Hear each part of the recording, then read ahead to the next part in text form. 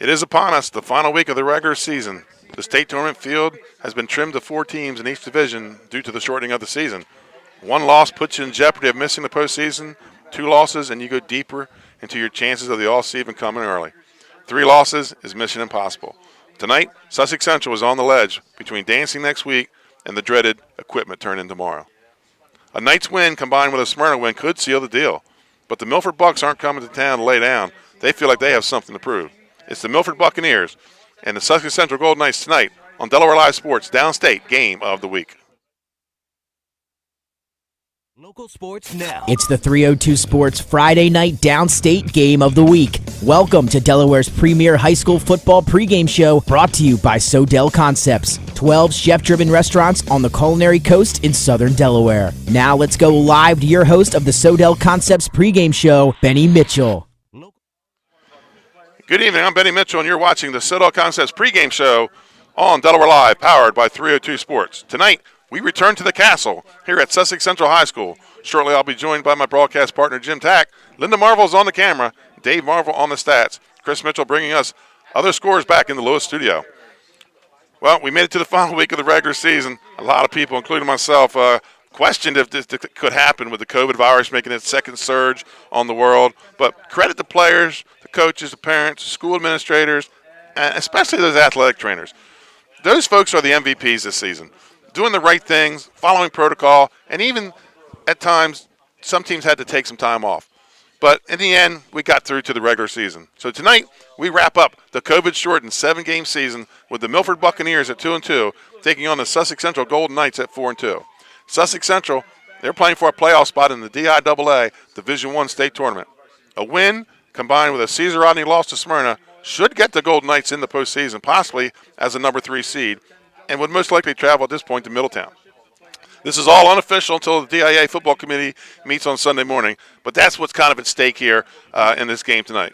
Let me bring in my broadcast partner for tonight's game is Jim Tack. And Jim, Sussex Central's lost to Caesar Rodney in week 2, and it puts them in a must-win game situation tonight. So tonight, Milford with nothing to lose has a chance to play spoiler.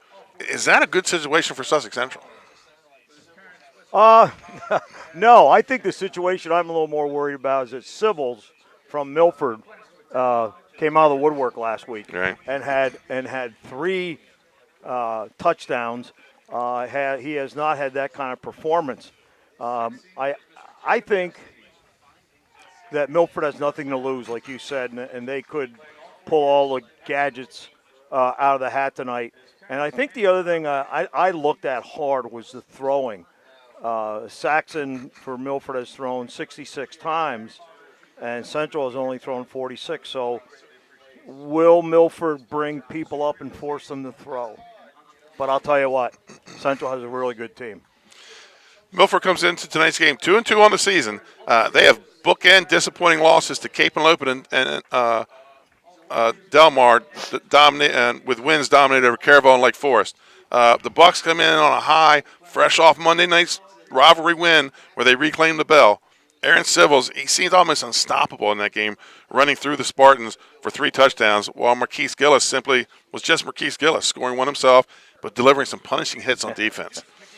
Jim, I think Milford is better than their 2-2 record shows, and being able to come in tonight as a team with nothing to lose, I mean, if they play relaxed and loose, they could give Sussex Central some headaches tonight.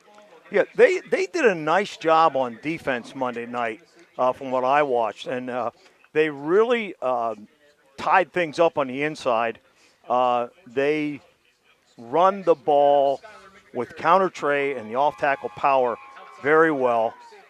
And the one thing I saw Monday night that I hadn't seen is they started to throw some shorter balls, some hitches and things.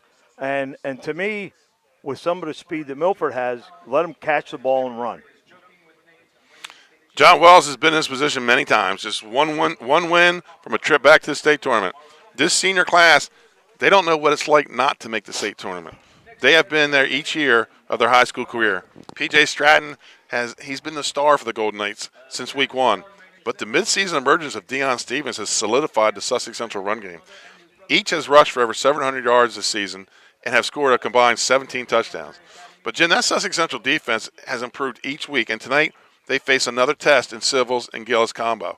If I had to bet on a team capable of dealing with that duo, it's this defense that we see tonight I think can handle it. Yeah, we looked at some other people. Woodbridge is pretty good, but the team speed that Central has is amazing. When you watch the end of the play, you'll see 4 to 5 people surrounding the ball.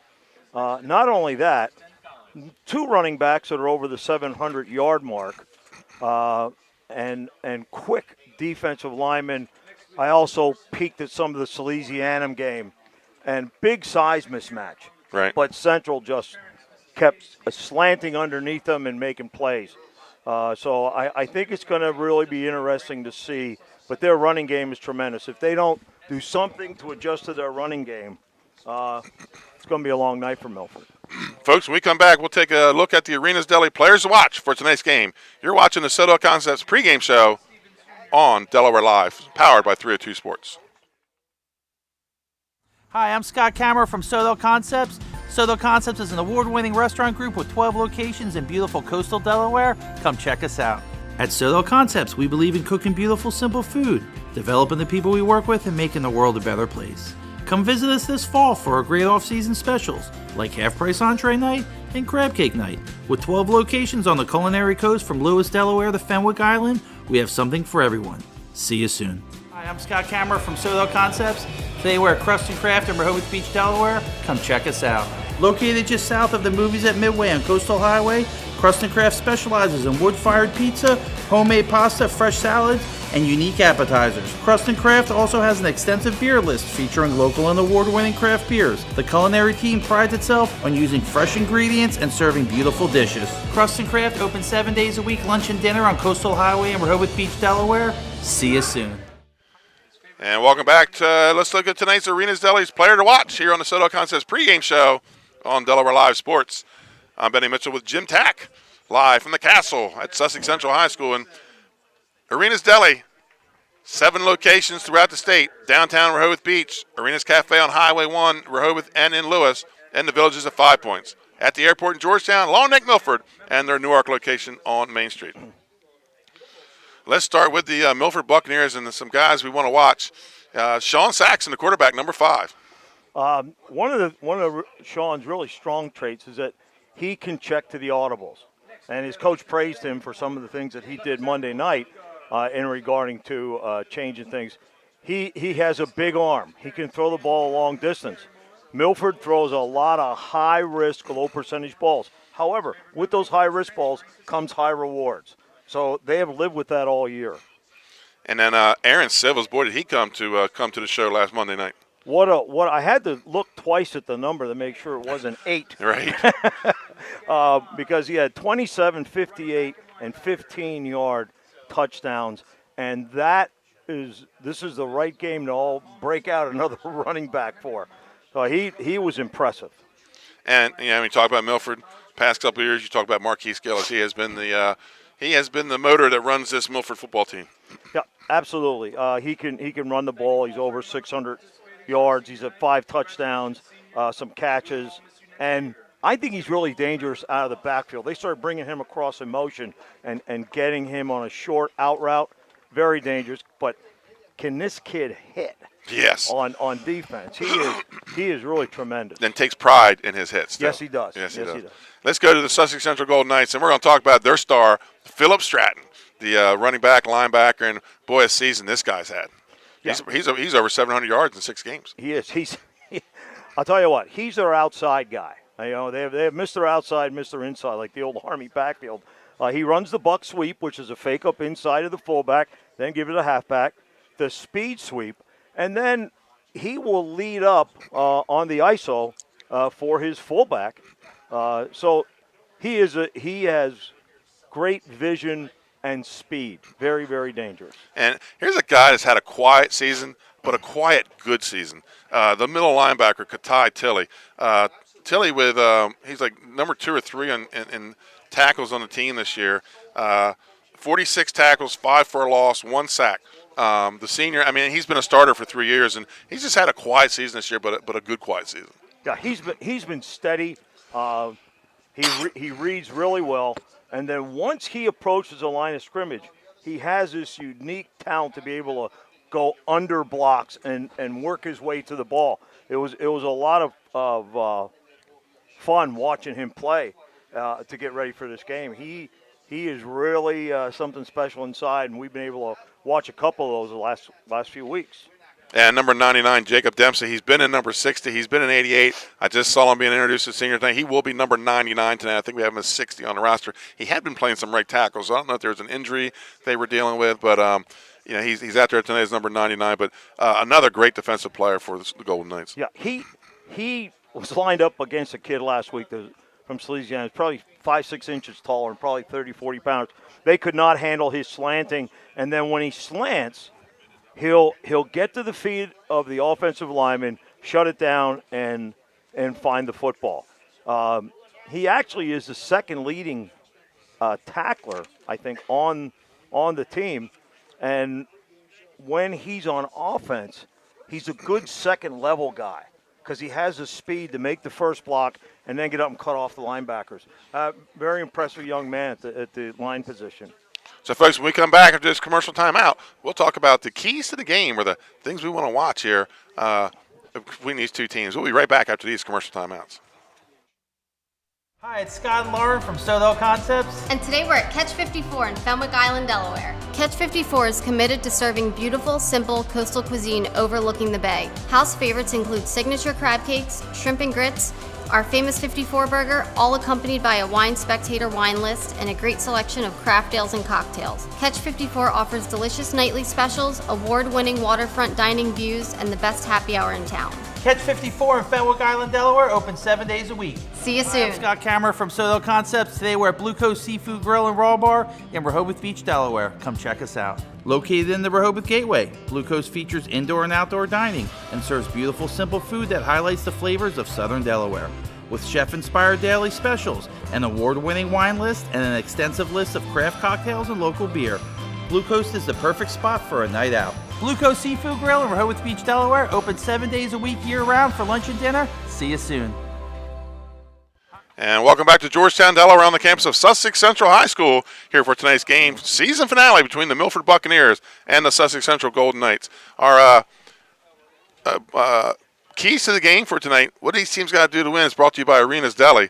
Arena's Deli, Wednesday night, half-price sandwich night, 5 p.m. to close, dine in only. And let's start with the Milford Buccaneers, Coach. What I think they got to do tonight, I think, number one, they got to get to work early. They got to get here, they got to punch in, and they got to start right off the bat. Yeah, if you get behind, Sussex Central can ground that ball and work the clock pretty efficiently. So you need to get up and get some emotion and have something happen quickly.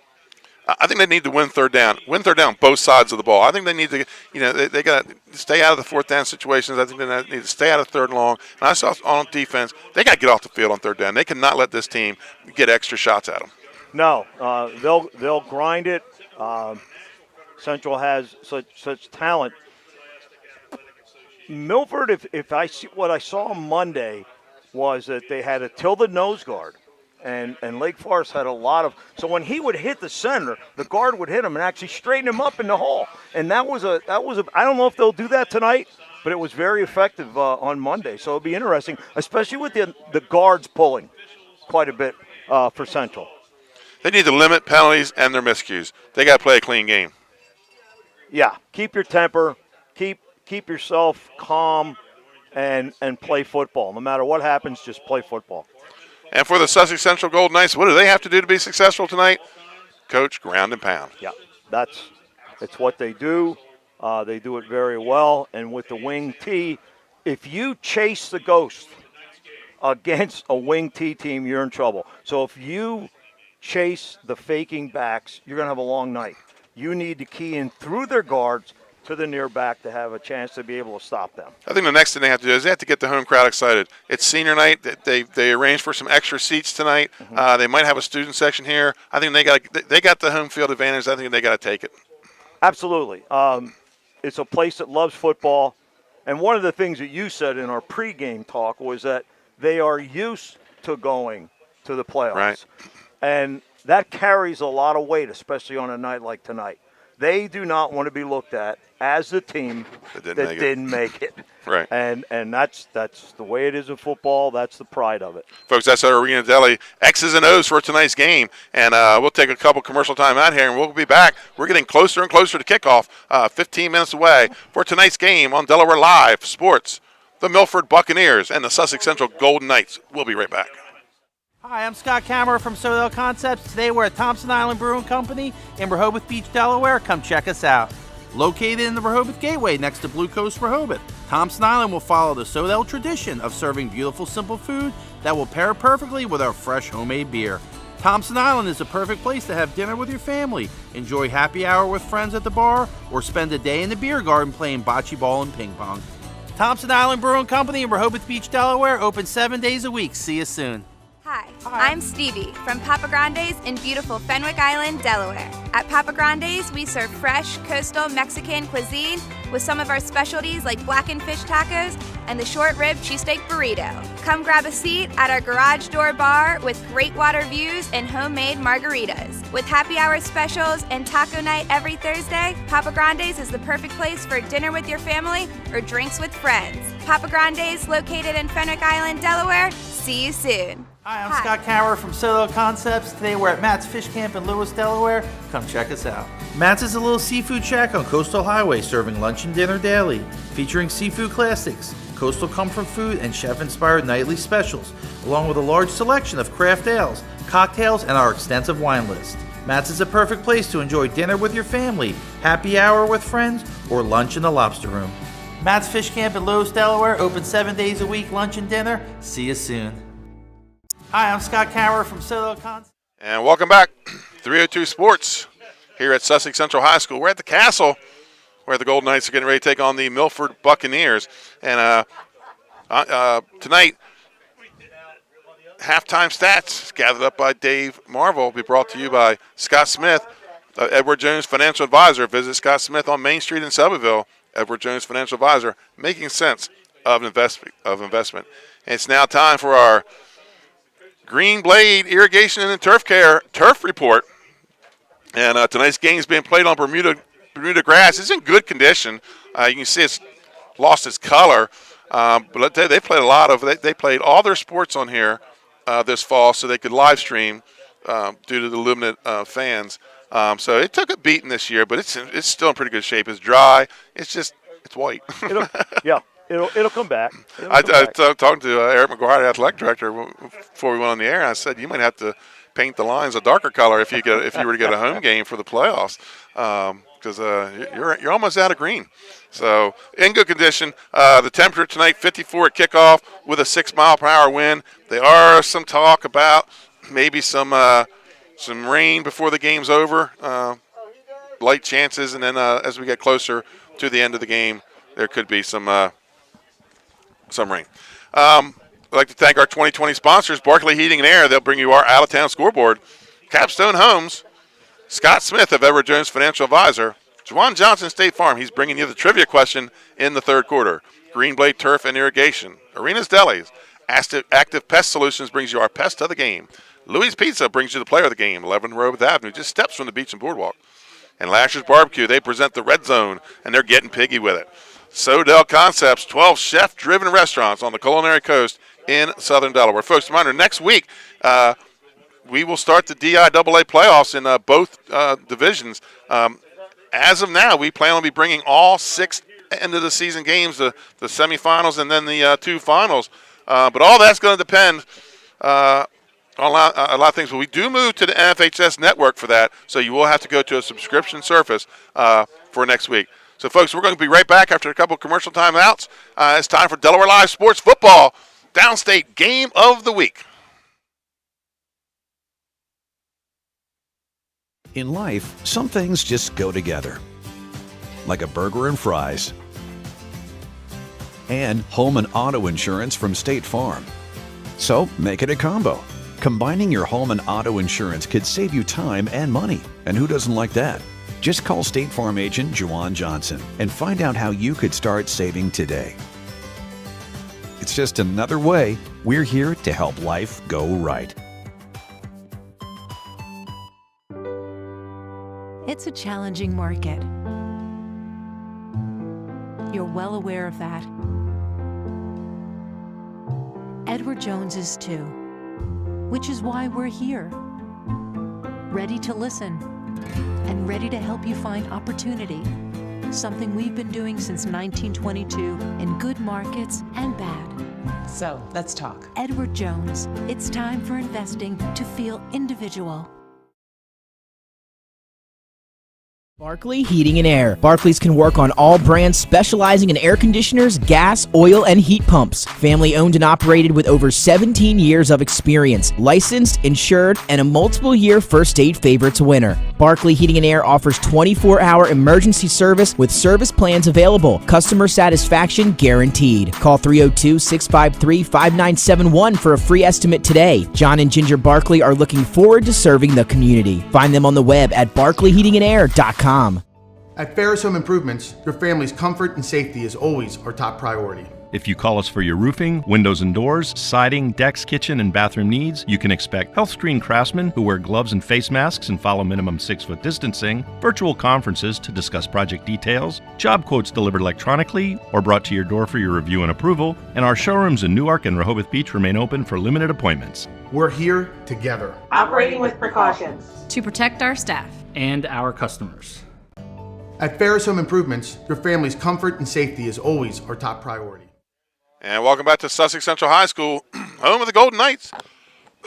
And ready for kickoff, waiting for the Knights to come to the field. Milford has warmed up. They're on the far sideline. And Jim, we talked a little bit about the playoffs and what could happen. We could end up with a three-way tie here in Division I, possibly a four-way tie. So looking at a lot of different scenarios. Number one, Sussex Central, I think, controls their own destiny, unless my math isn't very good. They should be able to nail down one of the two spots here tonight. And then we move to Division II, and there's the whole – we don't know what's going to happen in the Southern Division. Who's going to represent the South? Because Woodbridge and Delmar didn't play each other. If Delmar wins tomorrow, they both go 3-0. And right now, I don't think both teams can get in. I think they're going to max out at 40 points at a 4.0 index, and I don't think that's going to be enough to get in. So conference still, from what I understand, has not made a decision on who they're going to send or how they're going to make that decision.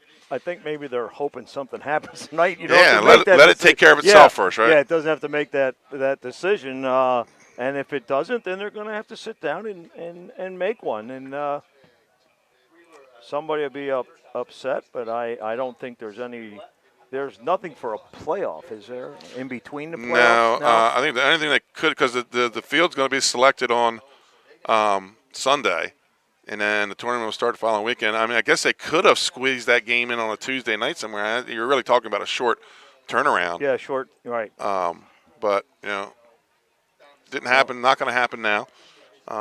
So we'll just have to wait Sunday and see. I think it's going to be live on Zoom, so I might have to zoom in and check out what's going on. We're lucky that we got the season in. Yeah, I agree. And we're very fortunate because yesterday the governor told us there's going to be some changes. Right. Going to allow the playoffs to go through. Mm-hmm. Push winter sports back. Yeah, and then we're going to have a little timeout and be very interesting. So the couple, I guess the Golden Knight captains have walked out to the sideline. We're about 5 minutes away, and just a lot of standing around. We seem to get that from time to time. Yeah.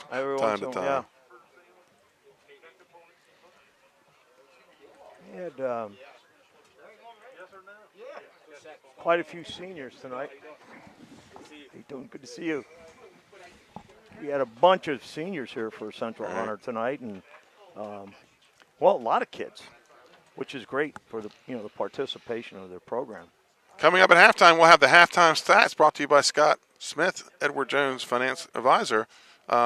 Also, we'll have our plays of the week from 302 Sports from last week. We'll also have the recap of the Woodbridge Laurel game, and I'll tell you, folks, that's a quick recap because it was I think Woodbridge held the ball for like 85-90% of the time in that game and scored 2 touchdowns. But they lean heavily on their defense, so we'll recap that tonight. And then I'll have at halftime. I'll have Joe Booth up here, and Joe Booth's going to talk about Mike Schoenwolf, who passed away on Tuesday, the former Cesar Rodney football coach and athletic director. Joe played with him on the 1979 University of Delaware Blue Hens national championship team. So we're going to get some insight from Joe and a little bit of what I know of Mike Schoenwolf from my son attending Cesar Rodney. And I tell you what, it was really, Jim, a devastating.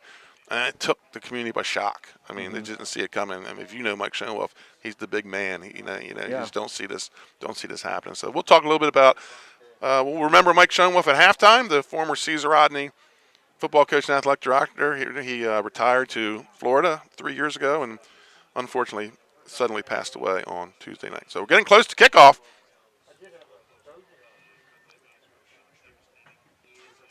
And the Knights are in their tunnel, so we're about ready to start, waiting for the referees to get there. I saw Coach Strickland walked across the field to get the referees who were in a group. Yeah.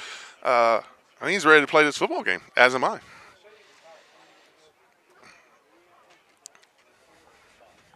Yeah, it's really odd that it's over. I was amazed that they got the season in. I really, even if it's 6 games, it still was something, and it still had, I think, a sense of competition and playing for something.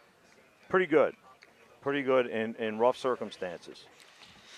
So decent little crowd here tonight. There is a student section tonight, and we not get to see a lot of that during the season due to the social distancing restrictions. And then Golden Knights have their band here tonight. They're in the left end zone. So nothing like high school football with no band, and we've had a little bit of that this year. Yeah, we have. But the interesting thing was we got to hear a lot of things we never would have heard before. Yeah, really. Which was just weird to have. You get the echoes of the coaches and things. I thought last week's game was one of the most that we really noticed it. Yeah, and one day we were in a small stadium too. Yeah, nice stadium, but we did notice it. Right. And we had one weekend at Cape where it was a little loud, but yeah, those things. This kind of season, I have to be a little more careful with the window mic. Because it will pick up a lot. I am. I'm really give a lot of people credit for being able to pull this off, and if they had to step out for a week or so, they did that to get kids safe. So my hat's off to the people who made all these decisions. So the captains head to the center of the field, and that is Dempsey in number 99, so he'll be 99 tonight. Yep. And that's going to be number 8, Marquise Gillis. For the Milford Buccaneers, number 54, Alton Dennis for the Golden Knights.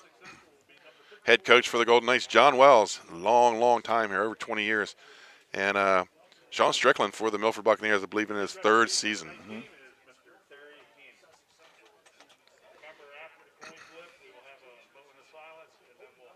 Yeah, should be very interesting. I think that, like you said, Monday night pumped up Milford. Yeah, I agree. Yeah, that was a big win for them. They've been sitting in COVID, quarantine. Last 2 weeks, yep. And then they have to come out of COVID quarantine and play for the Battle of the Bell, and that's just emotion, yep. And for them it ends up being high positive emotion. Yep.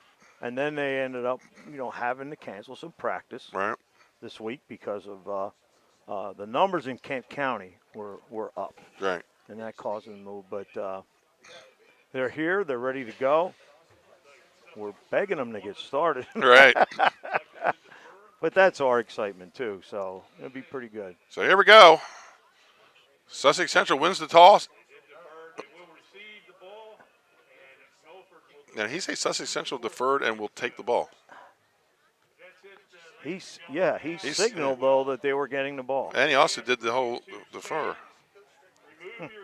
And now we're having a meeting.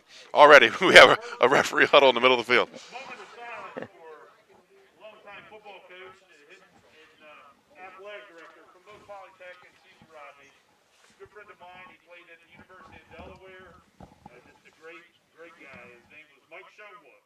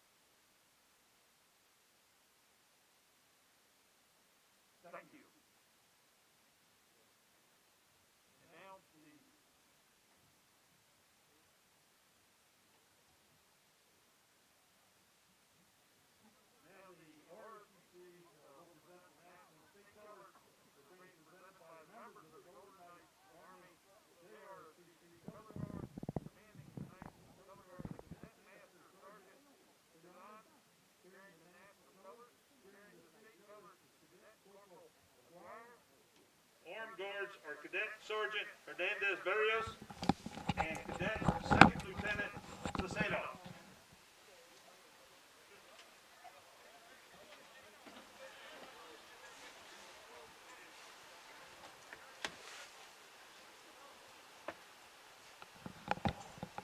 And we welcome you back to Sussex Central, where you're going to get a treat tonight.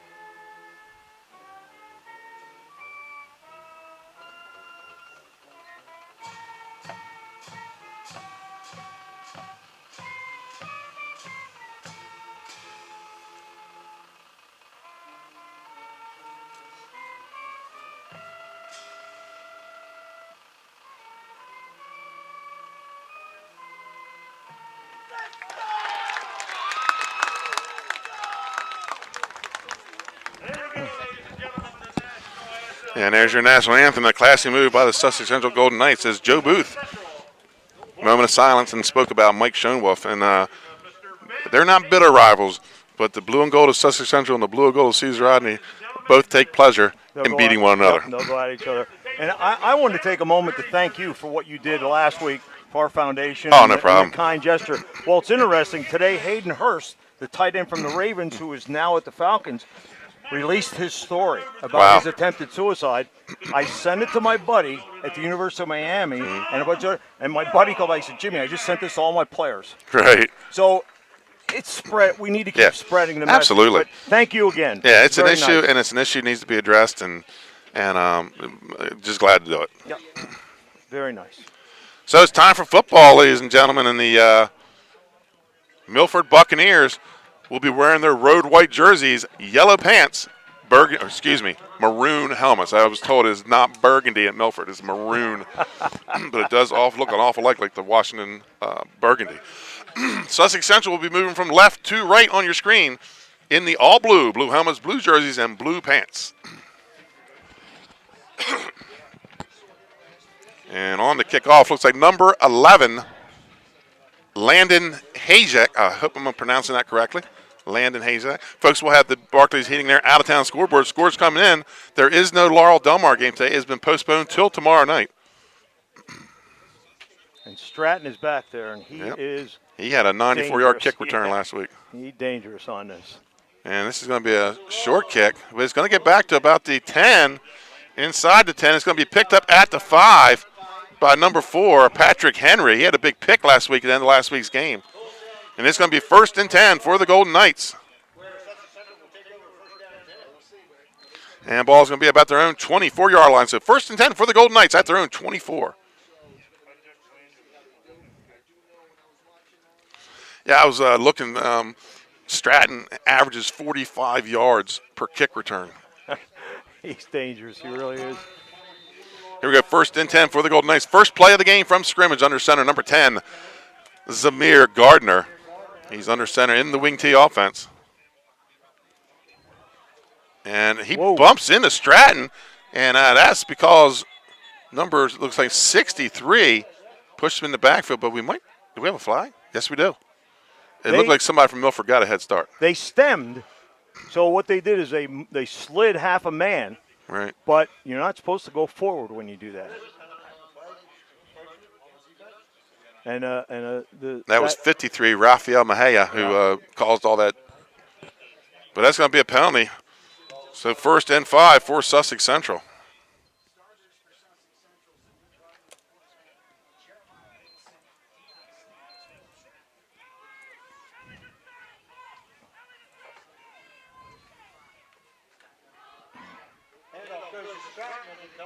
That goes to Stratton. He's going to be held up by Marquise Gillis and number 6, Jashir Fullman, and number 70, Desmond Oglaud.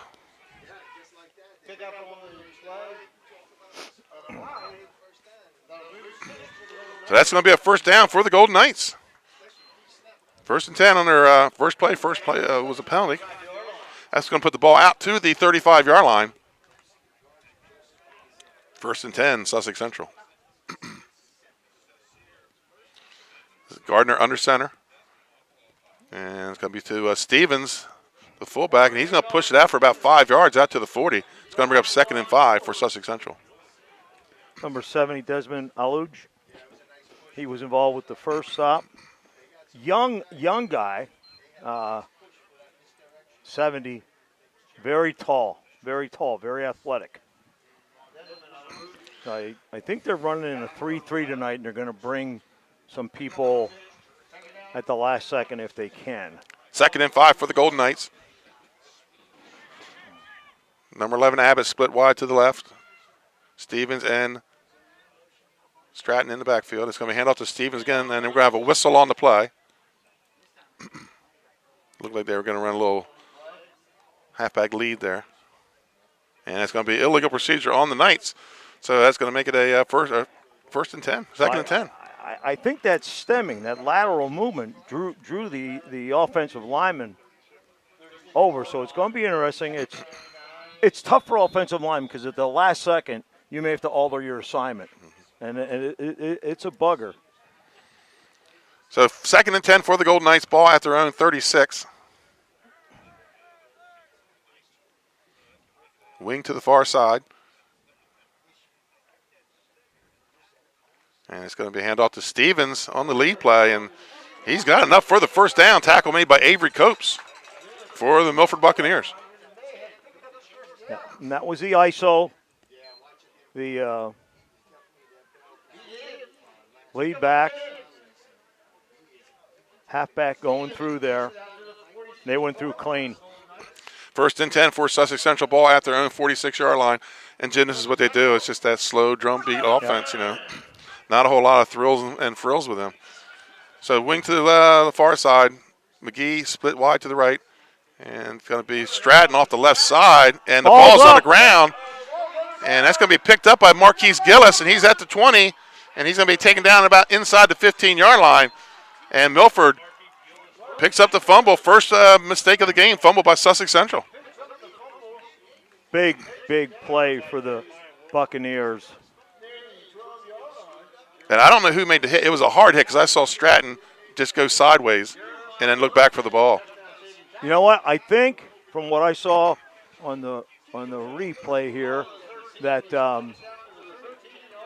Whitbank, number 9, came on a blitz. Dwayne Whitbank. And hit him. So 1st and goal in the red zone, the Lasher Barbecue red zone. Now for Milford. Ball inside the 15. They toss out of this, and there's also fake toss counter. That's Gillis coming to the right side.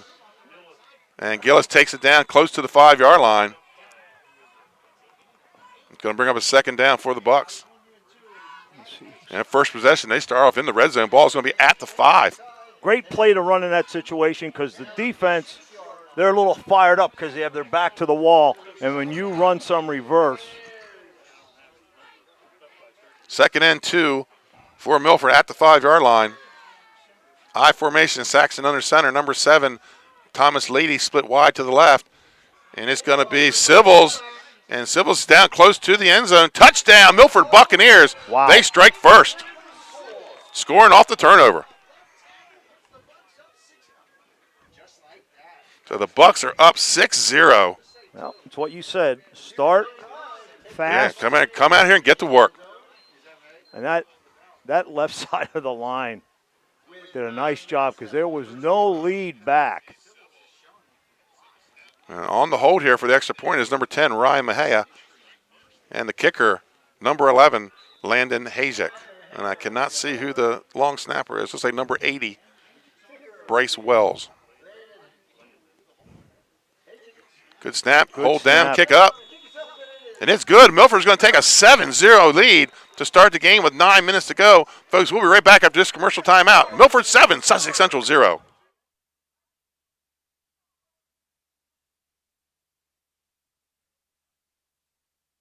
Barkley Heating and Air. Barkley's can work on all brands specializing in air conditioners, gas, oil, and heat pumps. Family owned and operated with over 17 years of experience. Licensed, insured, and a multiple-year First State Favorites winner. Barkley Heating and Air offers 24-hour emergency service with service plans available. Customer satisfaction guaranteed. Call 302-653-5971 for a free estimate today. John and Ginger Barkley are looking forward to serving the community. Find them on the web at barkleyheatingandair.com. And we're back here at Sussex Central. And, Coach, I think Milford got a glimpse of my pregame notes. They get off the bus, get to work. Big hit and a pickup.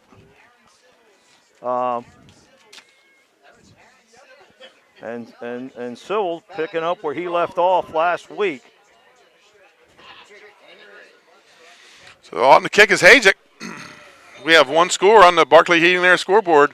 Smyrna's up 2-0. I don't know if that was a 2-run homer, 2 RBI double, what it was. And it's going to be taken at the 45-yard line by, that's number 2, Deuce McGee. That'd be number 1, Jeremiah Wilson. So 1st and 10 for the Golden Knights, ball at their own 40. Matt Haig with his second special team stop. Number 86.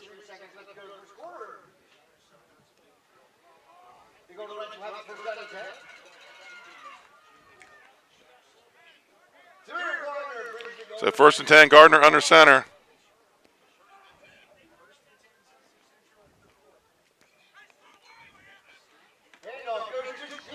That's Stevens. Wow, he was hit and hit hard.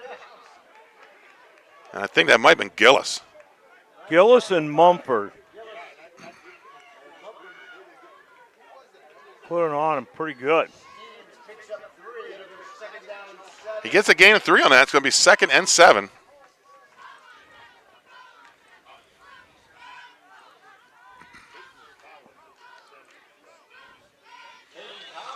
McGee split wide to the right. And it's going to be Stratton picks up his trips and picks up, puts his hand down, gets his feet back underneath him. He's down inside the 25 to the 20, taken out of bounds. 1st down in the red zone for the Golden Knights. He can tie it up real fast. Yeah. But the athletic ability, he was down, got the hand down, got his feet back up underneath him, and took off. 1st and 10 inside the red zone, the Lashers Barbecue red zone. And big Sussex Central fans are the Lashers, and they're hoping the Knights get piggy with it down here. This time it's Stevens up the middle, and he's down inside the 10.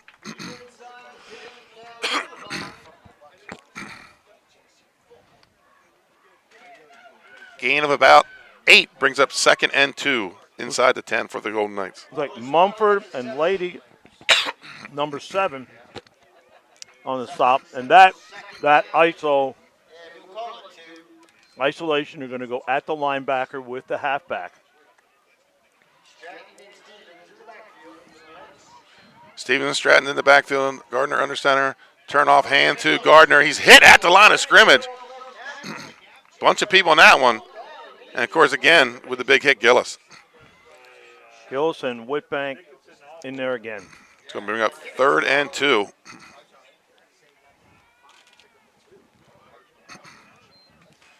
Third down. Oh, no, he gave him the 1st down, so he did get the 1st down. So it's going to be 1st and goal for the Golden Knights.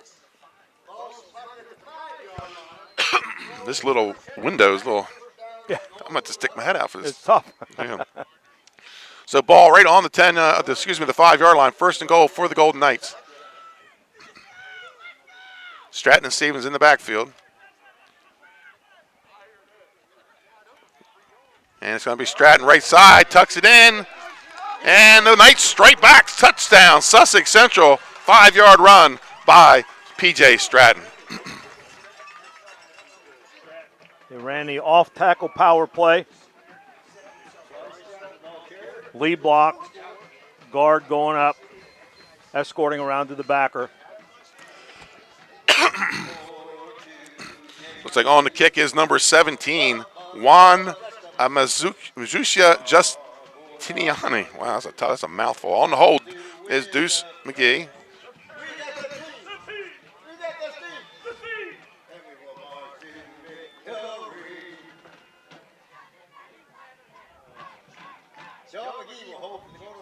Good snap, holds down, and the kick is up.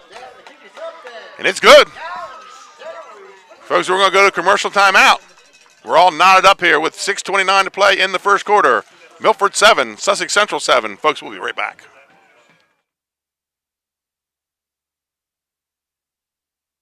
Barkley Heating and Air. Barkley's can work on all brands specializing in air conditioners, gas, oil, and heat pumps. Family owned and operated with over 17 years of experience. Licensed, insured, and a multiple-year First State Favorites winner. Barkley Heating and Air offers 24-hour emergency service with service plans available. Customer satisfaction guaranteed. Call 302-653-5971 for a free estimate today. John and Ginger Barkley are looking forward to serving the community. Find them on the web at barkleyheatingandair.com. Barkley. And welcome back to the Castle here at Sussex Central High School. 2 quick scores here to start the game halfway through the first quarter. Milford, they took advantage of the turnover, and then Civils took it in from 3 yards out, and then Sussex Central off the big run from P.J. Stratton to get it down to the red zone. They kind of just maneuvered the way down, and Stratton takes it in from 5. They did what they do. They ran a buck sweep, off-tackle, power, and ISO. And now it'll be interesting because Milford has not had their offense on the field yet. Well, they did for that short. Oh, that's right. The They did recovery. for the short. But they haven't had to go the distance yet, so Yep. Let's see. On the kick is Justiniani, who just kicked the extra point. Back deep for the Bucks. Looks like Gillis. Can't see who's on the far side. And it's going to be kicked to, that's Hazak, number 11, takes that to 15. Looks for some running room on the left side and taken down and tackled. That was number 1, Jeremiah Wilson. Talk about getting down the field and making things happen. Great special team stop and saves you a lot of yardage on the exchange. 1st and 10 for Milford. And the ball going to be at their own 23-yard line.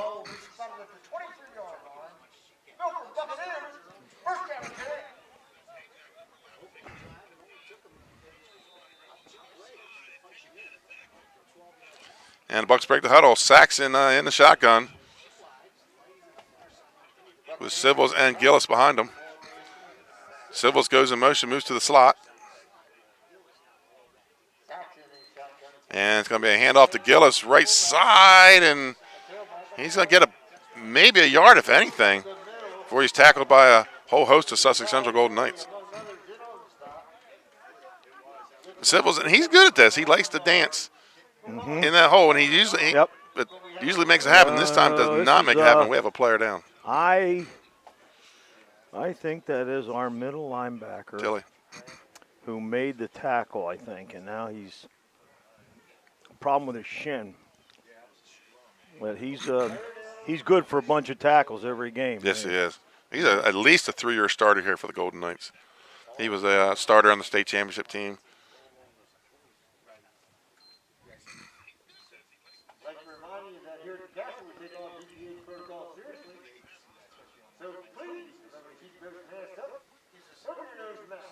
Now, Benny, we have a 60 out there. Yeah, and I don't know who that Did is. he change jerseys? That's definitely Tempsey in 99 because I saw him walk out with his mom and dad for senior night. I agree. I can't find Dempsey now, though. Well, maybe he's switching jerseys between offense and defense. That could be what he's doing.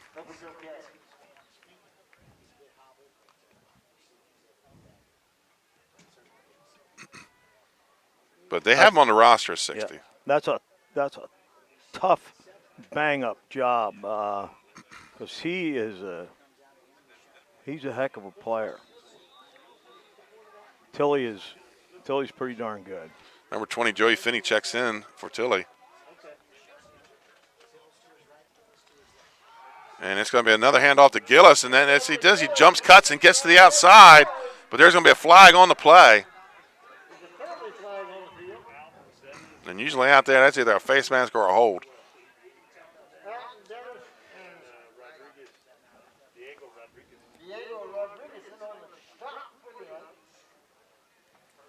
It's a face mask on the Golden Knights.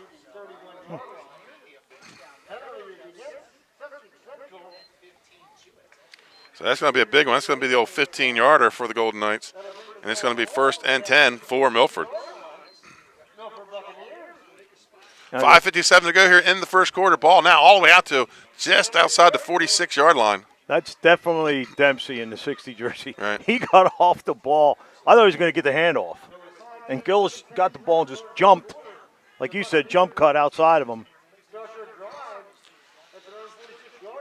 Thomas Leahy comes wide to the left. Pistol formation for Saxon. Hands off to Civils, and Civils finds some running room, gets it across midfield, and he's going to pick up about 6 or 7. He's going to pick up a second down for the Bucks. They're in Sussex Central territory.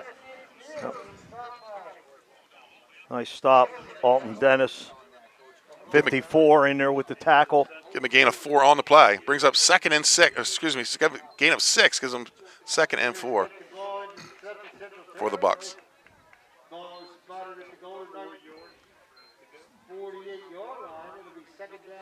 And the Bucks come out same formation wide to the right, far side is number 10, Ryan Mejia. And Saxon takes the shotgun snap and late handoff to Gillis. Gillis is going to gain a yard or 2 on the play, bring up 3rd down. And I think Saxton, something happened in that backfield. He got himself a little turn around. That was a last-second handoff to Gillis. It's going to bring up 3rd and 2. Finney, 20. In on the stop. He's in for Tilly. A little bit of a trap inside, but they reacted real well in there. Saxon brings the play in from the sideline. Under 4.5 minutes to go here in the first quarter. All tied up at 7-7. And Saxon's going to go under center. 1 by 1 on the edges with an I formation. And first one through, that's Civils. He's going to get stopped. That's Dempsey. And number 54, Alton Dennis on the stop. No gain on the play. Brings up 4th and 2. And you're right, Dempsey gets off the ball. He is so quick. I mean, I watched him yesterday, and I just kept going back and forth. He this big tackle from Salesianum, he was just ripping him up. The kid could not block him. You could see him getting frustrated, like you stay here. Right. Yeah, very quick. 4th and 2 for the Bucks. They're going to go for it at the Sussex Central 46. I formation is going to be Gillis right side. Bounces it to the outside, and he is close to the first down.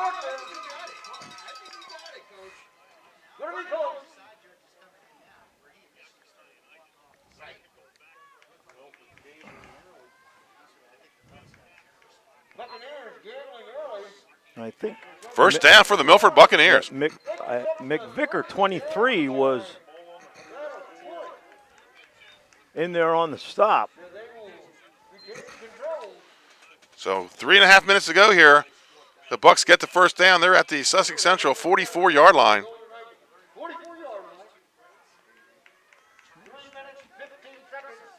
And Finney was in there again. So Finney replacing a good player, but very much around the ball. Right. Seaver split wide to both sides. I formation behind Saxon. Saxon fakes the pitch, rolls out, throws to the right, and it's short of Mejia. And again, look who's, Dempsey is there pressuring him. He's not able to get his feet around and get his shoulder where he needs to be. 2nd and 10 at the Sussex Central 44-yard line for the Bucks. And they're going to have to take a back to get a chip on Dempsey because he's going to drive them crazy. Yeah, Saxon rolled out and Dempsey was in his face. So Saxon goes back to the shotgun with Gillis and Civils behind him. And it's going to be a little scissor, little counter with to Gillis. And he's going to be close to the first down. What a hard run. Picks up about 9. It's going to be a 3rd and 1. And Gillis, he hops, and he cuts, and then he just takes off. Yes. The next step is you sometimes think a good stopped, and then he's carrying people. I'm pretty sure that we had the guard and tackle. Yeah, we did. It was a counter tray. They had the guard and tackle pull on that. 3rd and a long one for the Bucs. Same formation.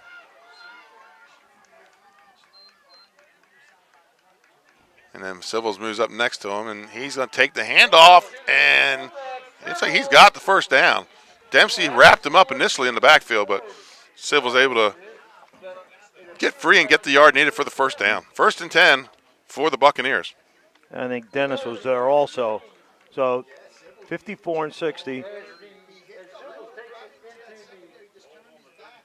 So ball on the Sussex Central 33, and this is a nice slow drive for the Buccaneers, doing exactly what the Knights did to them, and looking to answer that tying score by Sussex Central.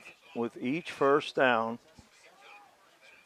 Excuse me, that was more on the stop I had there. I'm sorry. 52. Pistol formation for Saxton. And he's going to play action, look over the middle of the field. Incomplete, bounces up, but intended for, it looks like number 86, Matthew Haig. Brings up a 2nd and 10. So Milford, they like to throw on first down, two series in a row here. So 2nd and 10 for the Bucs at the Sussex Central 33-yard line. Minute 42 to play in the first quarter. And again, they look much improved from when we seen them a few weeks ago.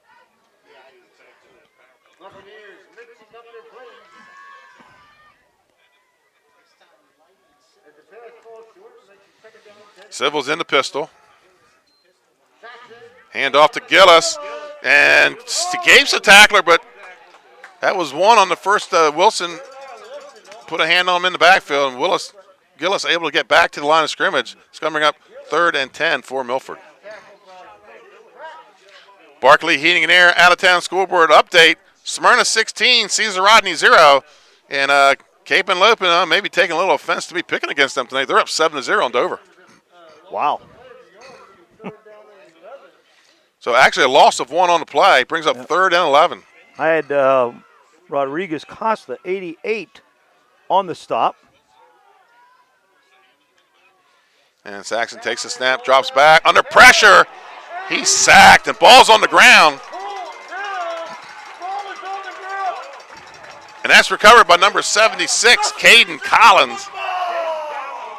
And I couldn't see who made the sack. It looked like 52. Dempsey. Oh, was it Dempsey? I'm pretty sure. I'll check on our replay camera. 1st and 10 for the Golden Knights.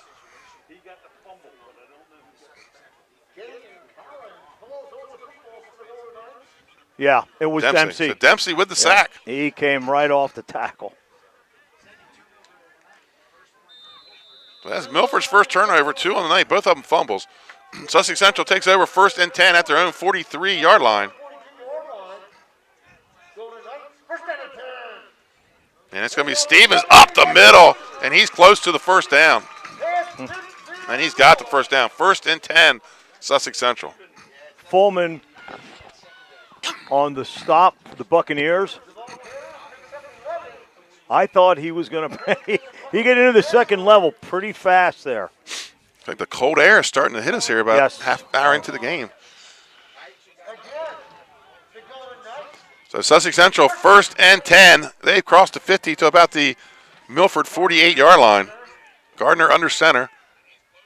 And it's going to be Stratton left side, but he's met at the line of scrimmage, falls forward for about 2. And that was 86, Haig on the tackle. It's going to bring up a 2nd and 8.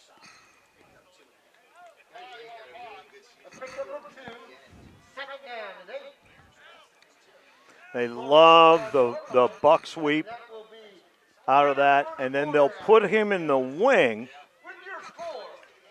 and and run the speed sweep.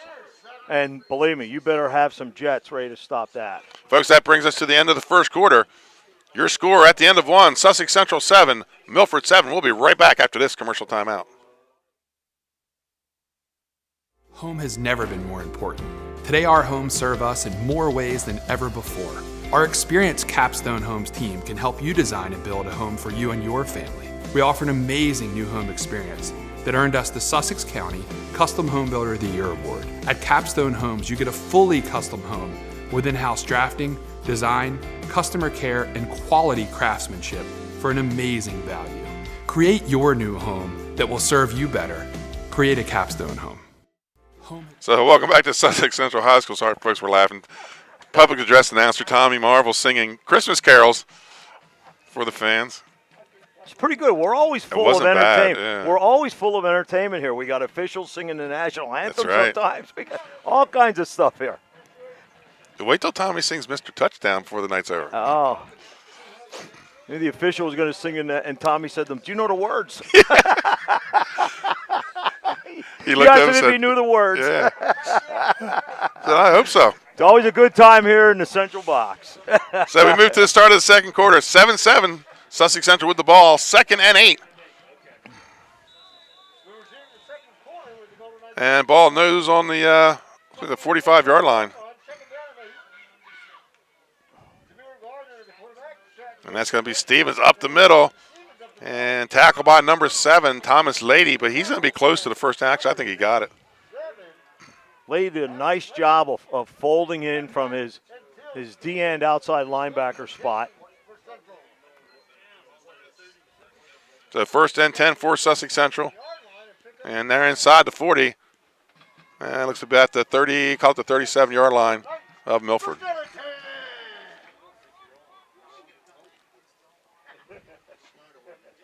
Wing T formation, McGee to the left. And it's going to be Stratton again on the sweep. And breaks the tackle, and oh my goodness, stiff arm right into the end zone. Wow. P.J. Stratton, his second score of the night. Off tackle power, great kick out block. And breaks 2 tackles Yep, downfield. and they were. I'm a man, get out of my way. That was a get off me stiff yeah, arm right there. that straight arm was tremendous. And again, they actually pulled 2 linemen on that and ran it off tackle. But he has speed and obviously toughness. Justiniani on to kick the extra point for the Golden Knights.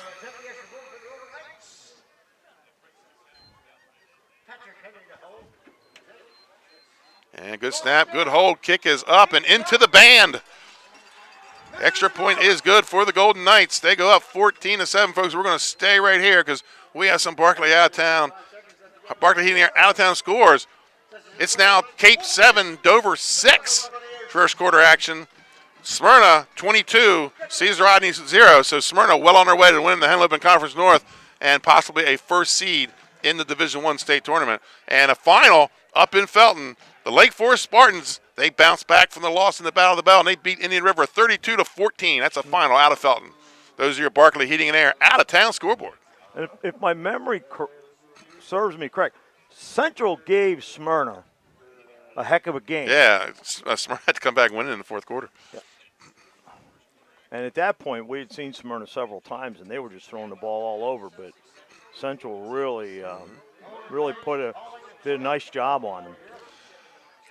And the Knights go on the field to kick off. Back deep are Gillis and Hazek. That's an odd combination, kicker and kick returner. That is. On the kick is Justiniani, the junior. And with 11:22 to go here in the first half, Sussex Central leads 14-7. They're going to kick it away.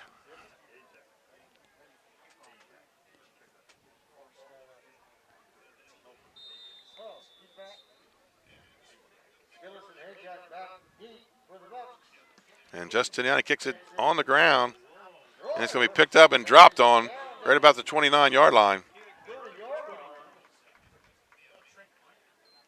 That was number 26, Daenerys Horsey on the recovery. The safe move. Yeah.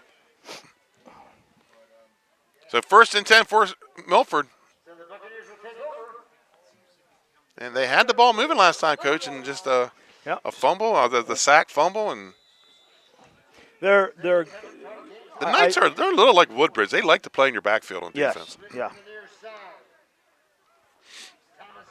In the shotgun with a running back to either side. Saxon takes the snap, hands it off to Civils, and Civils gets it out to about the 40. What I find interesting with these Milford runners is they run like they're out for a jog. It looks like they're effortless out there. It does. They're long striders, and then they'll go. I think what Milford needs to do is be able to control Dempsey when they're throwing the ball. And they may need to keep the tight end in to help the tackle. Gaining 10 on the play. 1st down, ball on the 40 for the Milford Bucks. And back, same formation. Civils and Gillis on the other side. And they're going to draw the Knights off sides. So the Knights adding up the penalties. That's 3 on them tonight for about 25 yards. So that's going to bring up a 1st and 5.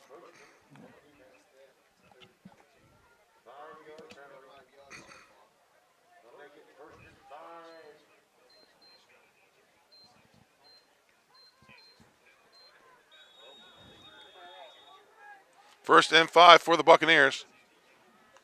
Saxon takes a snap, hands off to Gillis. Gillis looking to go left end, and he's knocked out of bounds.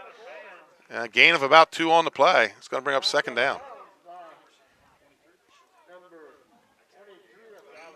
Yeah, it's gonna give them a manageable 2nd and 2, 2nd and 3.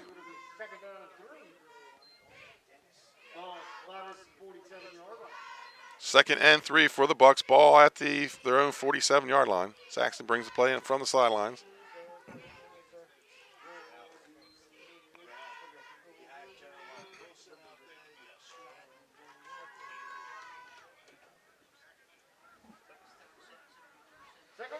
I formation, Saxon under center on a 2nd and 3. Handoff to Gillis. He looks to go left side. He's got enough for the 1st down. It's going to be taken out of bounds.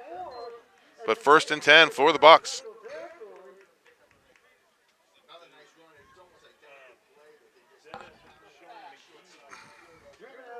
Well, it's interesting.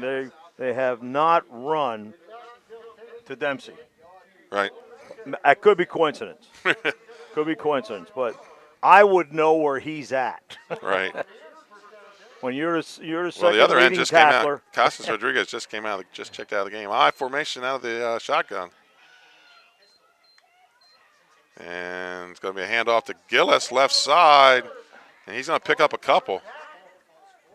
It's going to bring up a 2nd down for the Bucks. 2nd and 8.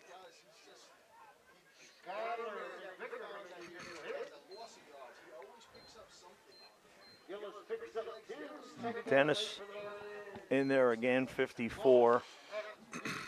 And you're right. They kind of take a peek, Benny. Right. And then, boom, they accelerate. Right. And maybe that's why they have him because he's just about at 9 yards. Mm-hmm. And now they're going to go to either side of Saxon. Receiver split wide to both sides. 2nd and 8. And it's going to be a handoff to Gillis this time. He takes it. That ball's on the ground. And then we get a whistle. It's going to have enough for the 1st down. That ball inside the 35. Bring up a 1st and 10 for the Bucks. Sean McGee on the stop, but shaking up a little bit. He heads right back to the secondary, though. 1st and 10, ball at the Sussex Central 30, just out across the 35. Call it the 34. It's a nice drive. Mixing it up. And Maya split wide to the left. Could be the reverse. Nope. We're going to throw Saxon it. drive's going to be a screen to Gillis. And there's right there. And a flag in the backfield, though. Tackle made by Stratton. But we may have a roughing the passer back here. Okay. Nope, hold. Ooh. That's a big one. That is, because you're behind the line. It's gonna be taken. It's going to be like a 23-yard penalty. From there, yeah.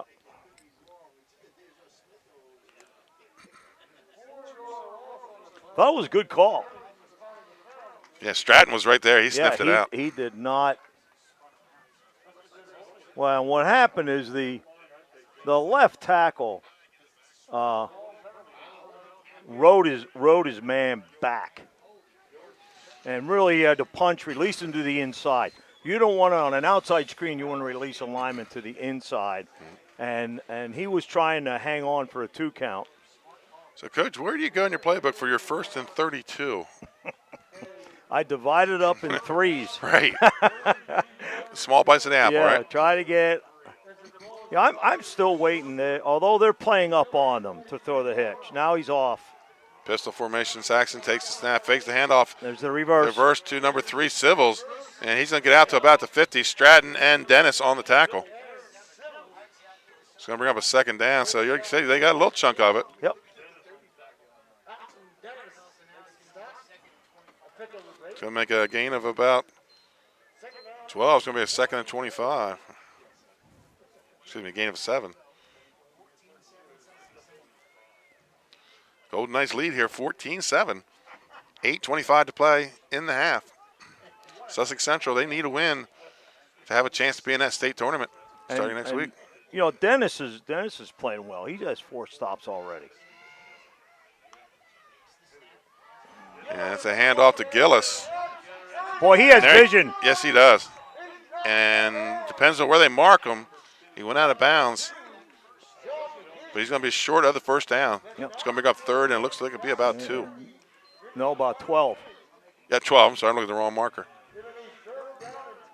Yeah, that's okay. Well, they're on. Not bad on 2 downs. So 3rd and 12. You know, you start looking at that. He's getting 30 yards back on one play. It's like, right. You know, taking an ice cream sundae, you're going to do it in 1 scoop. Right. No way. And we have a timeout, Milford. And, folks, we're going to go ahead and take one with them. Your score here in Sussex Central, the Sussex Central Golden Knights 14, Milford 7. We'll be right back.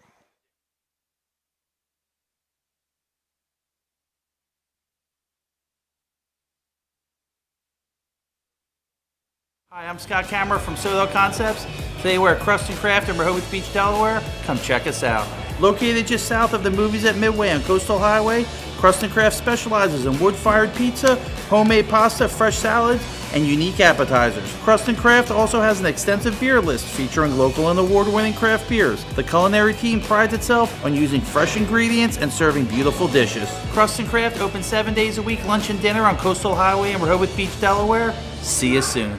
Hi, I'm Scott Kammerer from SODEL Concepts. And welcome back to Sussex Central High School. 14-7 Central leads. With 48 seconds left in the 2nd quarter, Woodbridge Caravel 0-0. Smyrna 22, Caesar Rodney 7, and Cape and Lippen 14, Dover 6. There's your Barkley Heating and Air out-of-town scoreboard scores. So we're back here on a 3rd and 12 for the Bucks. Saxton in the shotgun.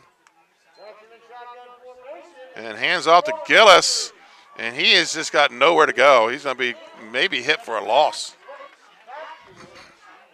Wow. That's going to bring up a loss of 2 on the play. Brings up a 4th and 14. Meganson was in there, like, immediately. And yeah, Gillis took that peek and then tried to sidestep, and they were on him. They were on him.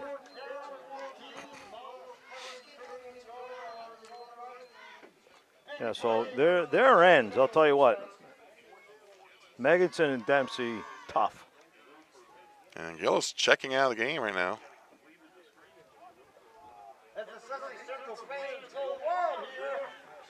So trips to the near side, slot to the far side. Saxon with the empty backfield, rolls to his left, throws downfield, got a nice ball, and it's going to be caught inside the 5.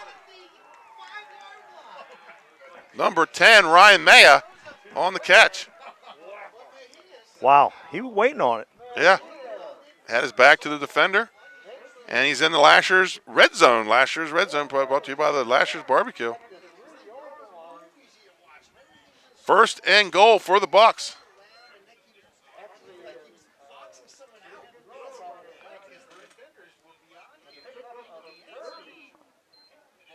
Yeah, one of the defenders fell down right behind him.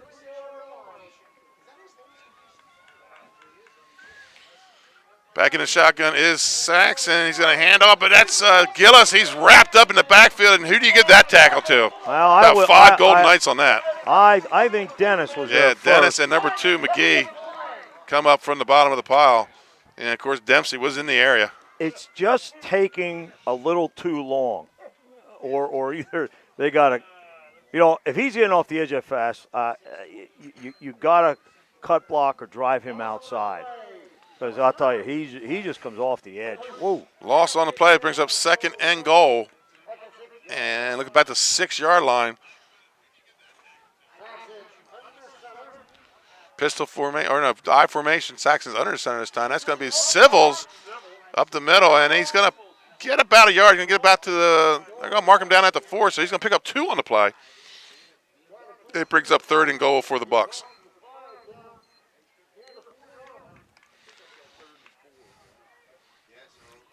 So 3rd and goal from the 4-yard line for the Milford Buccaneers. 2 downs.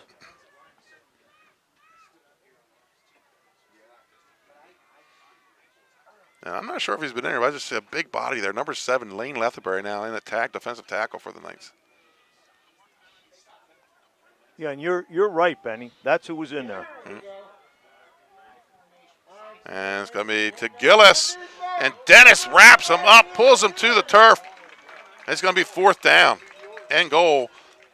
And it's going to be a loss on the play. Loss of about 1 on the play. 4th and goal from the 5. So the running away from Dempsey's not working now because Alton Dennis is getting in on the action. Be careful what you wish for.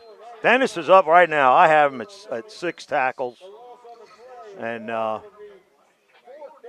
Hajek's going to come on and attempt a 23-yard field goal. Maya on the hold.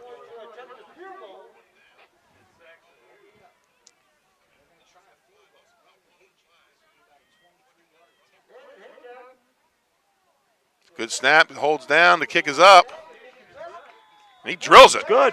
23-yard field goal for number 10, number 11, Landon Hajek. And we're going to take a commercial timeout, folks. We'll be right back after this commercial break.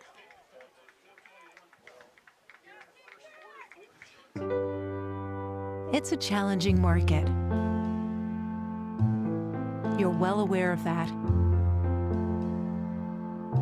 Edward Jones is too, which is why we're here, ready to listen and ready to help you find opportunity, something we've been doing since 1922 in good markets and bad. So, let's talk. Edward Jones, it's time for investing to feel individual. And welcome back to Sussex Central High School. 14-10 is your score, coming off the Hajek field goal. And with 4:21 to play here in the half, the Sussex Central Golden Knights will get another crack at the ball.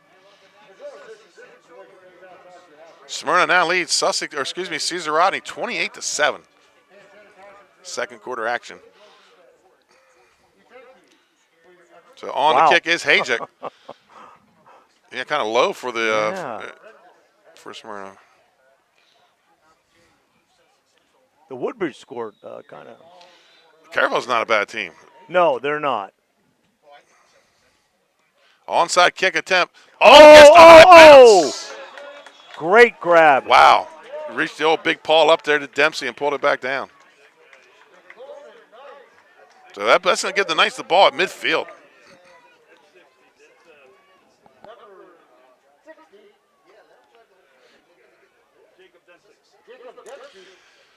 (14-10) your score, Sussex Central, and this is what Sussex Central, giving them the ball at midfield right before half.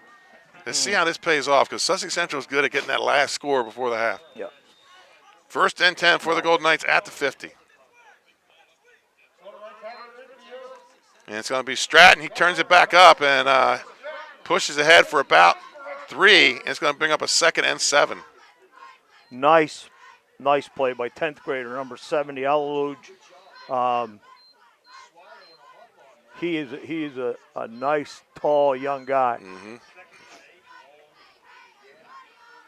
Gardner brings the play in from the sideline. 2nd and 7. Ball at the 47 of Milford.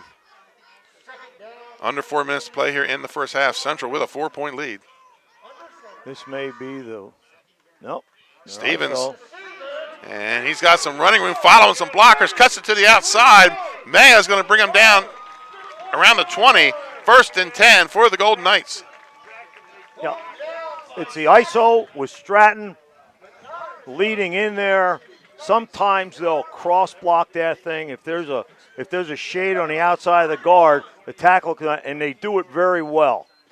That's the old wing T blocking scheme. And that puts us in the Lasher's Barbecue red zone. Ball at the 19, 1st and 10 for the Golden Knights. Yep. They did not need to do it there.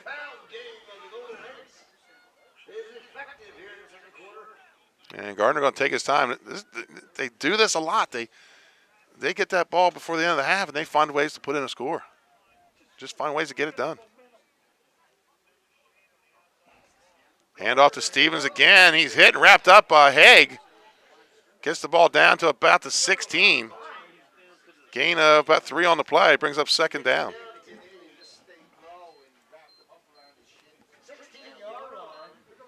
Nice tackle by Hayek there. Haig.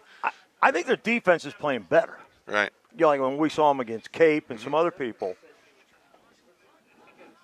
Maybe they shouldn't practice as much. 2nd and 7 for the Golden Knights. Unbalanced, Benny. And it's going to be, wrapped up in the backfield is Stratton. That's 53. That's the other Maya.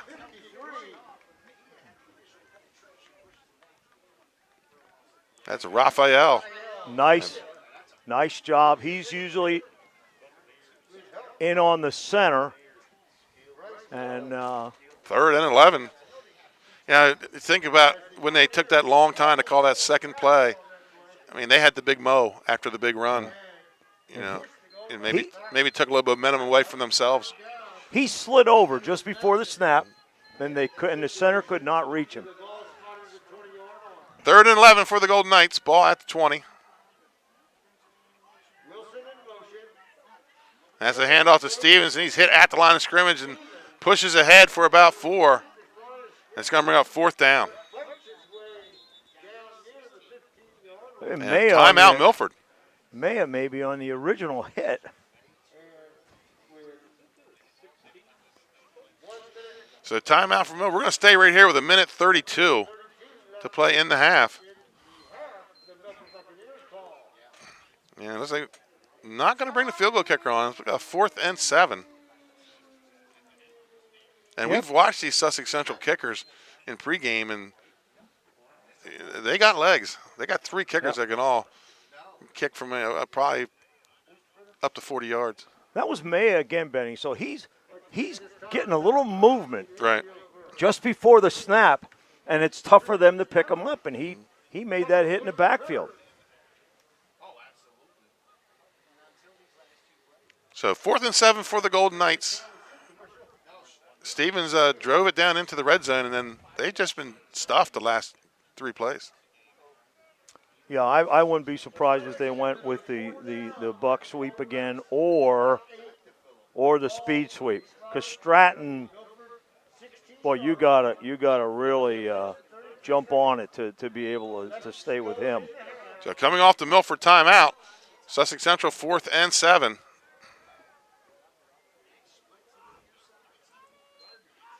And Gardner, play action, looks downfield, has a man open. That's McGee. Touchdown, Sussex Central.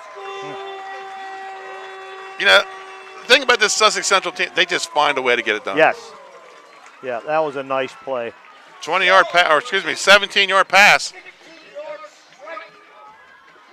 to McGee.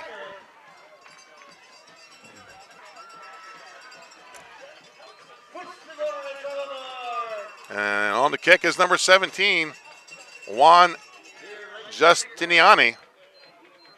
20-10 lead for the Knights. Yeah, that was a nice throwback. He came from the other side.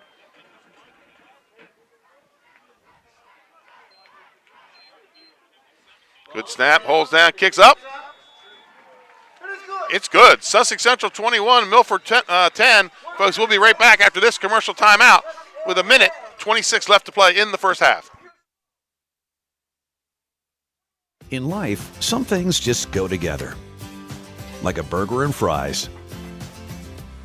And home and auto insurance from State Farm. So make it a combo. Combining your home and auto insurance could save you time and money. And who doesn't like that? Just call State Farm agent Juwan Johnson and find out how you could start saving today. It's just another way we're here to help life go right. And welcome back to Sussex Central. And Jim, we were talking off the air. I understand the timeout there because you want to get the ball back and maybe get a quick strike to go down, but you gave them 60 seconds to regroup after, being stuffed 3 times, and, Sussex Central took advantage of the Milford timeout. And they also got the ball at about the 50 to start the drive. Right, on the onside kick. Now, if those things work, we're talking different. That's right. Right. But, the thing is, they're in this game. They don't really need to do any tricks or gimmicks. They're in this game. Justiniani on to kick it away. Back deeper, Gillis and Hajic. And again, kicks it on the ground.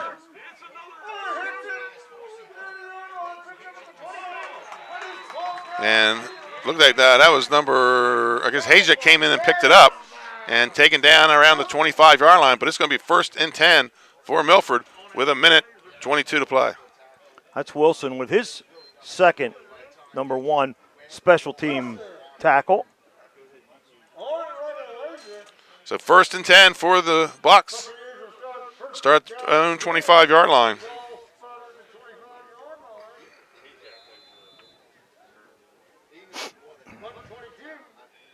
And Hajic going to come out in the shotgun with Civils and Gillis to either side. And going to play action to Civils. Looking down the left sideline, has Maya open and has the catch, 1st down and out of bounds. Nice ball. Ball's going to be right around the 40. Where are they going to put it? They're throwing it back. So out of bounds at the 47, 1st and 10. Very nice.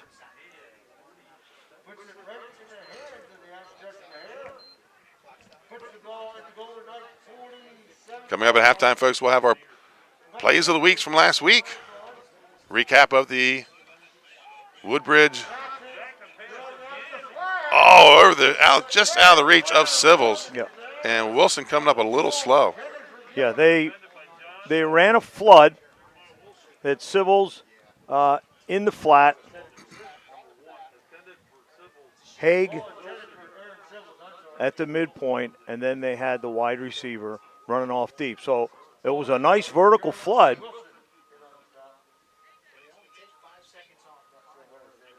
So 2nd and 10 for the Bucks.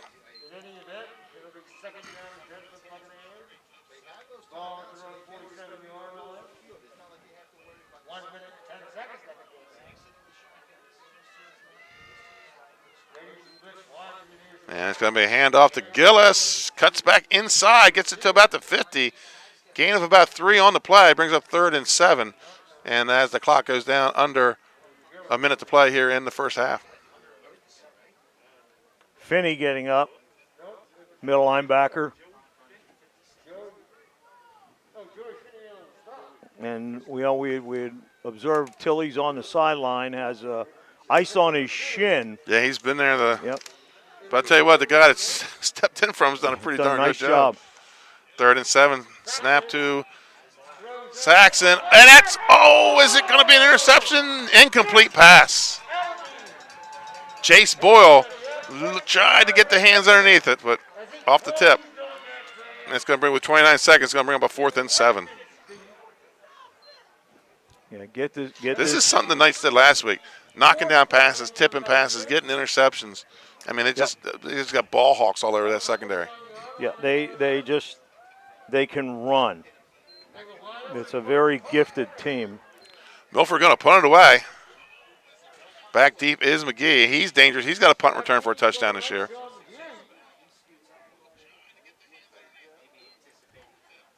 And the Knights are coming after it.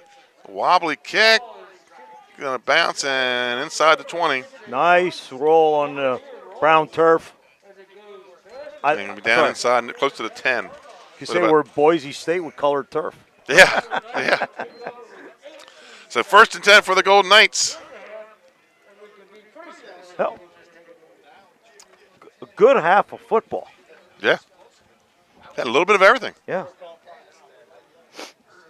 So the ball's going to be about the 12-yard line. The Golden Knights be 1st and 10.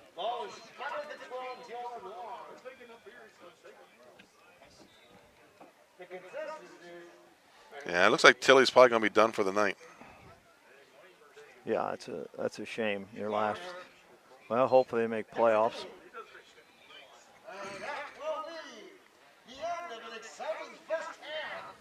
That's going to be the end of the first half, folks. And before we go to commercial, it's with great sadness to learn of the passing of former Cesar Rodney football coach and athletic director Mike Schoenwolf. Mike passed away Tuesday night at his home in Florida. Schoenwolf led the Riders to the 2008 DIAA Division I State Championship. Schoenwolf was a fixture riding around the CR campus in his blue and gold golf cart, going from field to field. I enjoyed the years my son attended CR, having the opportunity to chat with Mike during an athletic contest. Shoney's favorite topic was CR student athletes. He especially appreciated the three-sport athletes. He once told me that those kids are what make the CR programs successful. Another time I was with Mike Schoenwolf, and one of the coaches came up to him complaining about an official before the game started. And Mike Schoenwolf said to the coach, "Don't let him get to you. He's an itch. Scratch it, get rid of it." That's the kind of leader Mike Schoenwolf was. Mike Schoenwolf is just 63 years old. In honor of Shoney, go Riders.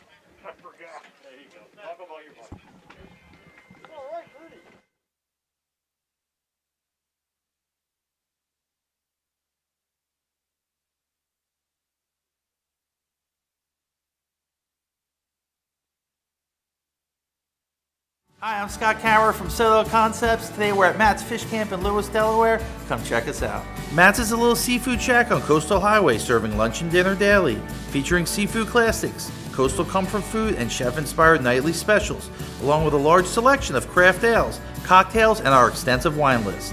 Matt's is a perfect place to enjoy dinner with your family, happy hour with friends, or lunch in the lobster room. Matt's Fish Camp in Lewis, Delaware, open 7 days a week, lunch and dinner. See you soon. Home has never been more important.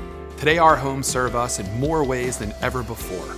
Our experienced Capstone Homes team can help you design and build a home for you and your family. We offer an amazing new home experience that earned us the Sussex County Custom Home Builder of the Year Award. At Capstone Homes, you get a fully custom home with in-house drafting, design, customer care, and quality craftsmanship for an amazing value.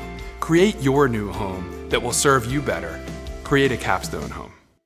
Well, in that commercial, that was Jake Booth, and I have with me now his father, Joe Booth. Joe Booth, big name here at Sussex Central and former University of Delaware football player. And, you know, I knew Mike Schoenwolf in the regards of a parent and the athletic director. Mm-hmm. And I know when the news hit, it struck the CR community very hard. Yes. And, you know, Mike Schoenwolf, just to know him, big man, you know, deep, loud voice. And he's the kind of guy that that guy doesn't die, right?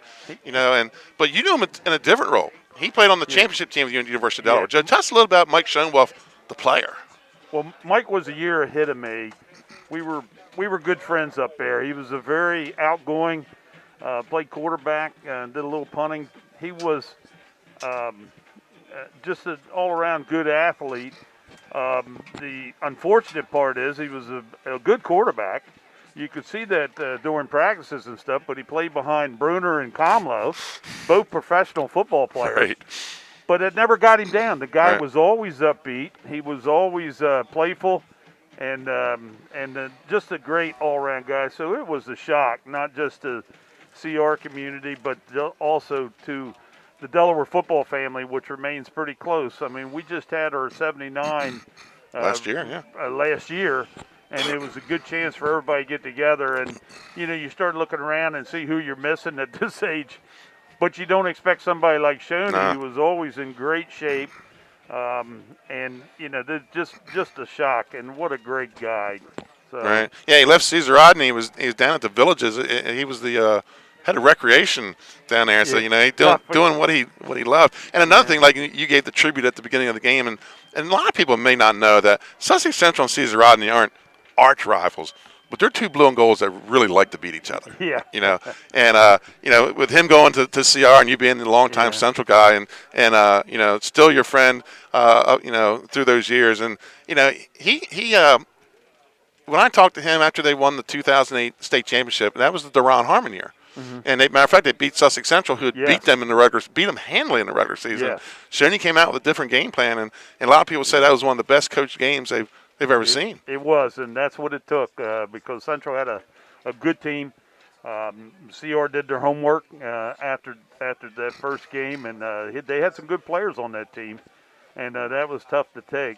But he became AD, and I got to meet him, and we went riding around on the golf cart doing the girls' soccer game, and we were talking about life and stuff because, like I said, he was always upbeat, well-centered individual, and just a shock. I tell you, I was a little stunned when I heard it, and it's just a shame. A golf cart story, because one of Shoney's jobs at the beginning of school was to ride around the campus and make sure kids weren't getting off the bus and leaving. And across the street from the school was a little convenience store. Yes. And so one day, Shoney used to tell the kid, "Don't be late. Don't be. You gotta get back. You might want to go in the building." And so I had to meet with him one day, and so we're walking to school, and here comes a kid in late, and Shoney stops and goes, "Got you, didn't it? Yeah. Had to have that smoke and the Coke." Well, that's what we did. We were riding around that day. CR had a heck of a soccer team, girls' soccer team, and we were riding around. It wasn't much of a game. My daughter was playing, and we were reminiscing about the days back in Delaware. We were talking about some guys that we were keeping up with, and that was just a short time ago. I mean, I guess he retired 3 years, or 5 years. So, thank you for your reflections on Mike Schoenwolf. And I appreciate it. Yeah, and it was, it hit the CR community hard. My son said that Mike Schoenwolf he didn't just care about football. He didn't just care about the sports that were winning. He wanted every sport to hang a banner at CR. And he said he was one of the biggest supporters of student athletes at Cesar Rodney. He said if you were a student athlete, you got some sort of positive from Mike Schoenwolf. And Benny, that's how he was, and that's how I met him up at UD. He was the same way.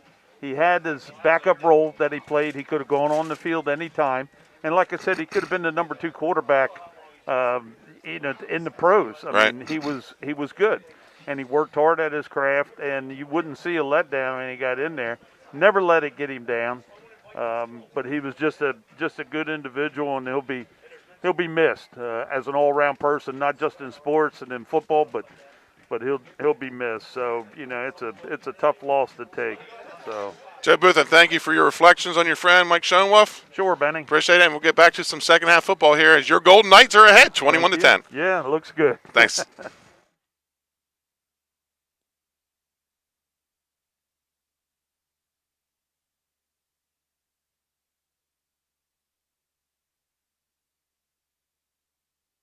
High Five Hospitality was founded in 2004 when 3 guys teamed up to introduce the Buffalo Wild Wings franchise concept to Delaware.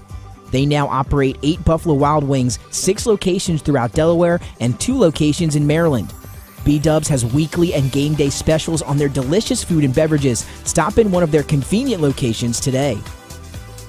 The Stone Balloon Ale House features a unique blend of crafted food and an array of spirits, all flavored with a dash of nostalgia. Our culinary mantra is comfort food playfully reimagined, and we prepare seasonal favorites that strive to please the palate and resurface a memory. Limestone Barbecue, from our mouth-watering Texas-style brisket, fall-off-the-bone chicken, and St. Louis ribs. Southern-style sides, mac and cheese, baked beans, cornbread, sweet tea, and our homemade pickles. Be prepared as your bread will be your napkin. Yup, we are that kind of barbecue. Expectation. You'll have a tough time choosing between our exclusive dishes to help get you through the day. French toast, French crepes, Belgian waffles, and of course, our famous Eggs Benedict. High Five Hospitality's mission is to operate 5 brands that serve high-quality products with exceptional hospitality. High five. Here we go. Our Delaware Live Sports powered by 302 Sports downstate game recap of the week from last Friday night between the Laurel Bulldogs and the Woodbridge Blue Raiders. A big matchup in Division 2, and as we always do, things going to get started on the opening kickoff. Woodbridge will field it at the 20, but look at that Laurel kickoff team all over the place, nowhere to run. Woodbridge going to start deep in their own territory. 3rd and 6 for Jordan Evans and company. He's going to take the snap, roll right, and find his man down on the sideline. That is Keyshawn Cox, who makes the catch close to midfield. Big play for the Blue Raiders. Later on in the drive, Jordan Evans trying to take it in. The ball comes out, and Noah Matthews going to jump on it for the fumble recovery for a touchdown. Heads up that time play by Noah Matthews. That gets the points on the board for Woodbridge, 8-0. And then here's a top 10 play nominee. Jordan Evans going to drop back, nowhere to run, cut it up the middle, break a few tackles, show off the speed. How about you break another tackle at the 10, and he's going to get into the end zone. A phenomenal touchdown run that time by quarterback from Woodbridge, Jordan Evans. That's a top 10 play nominee, and Woodbridge goes on top 16-0, and they would hold on by that score, 16-0, a big win for the Blue Raiders.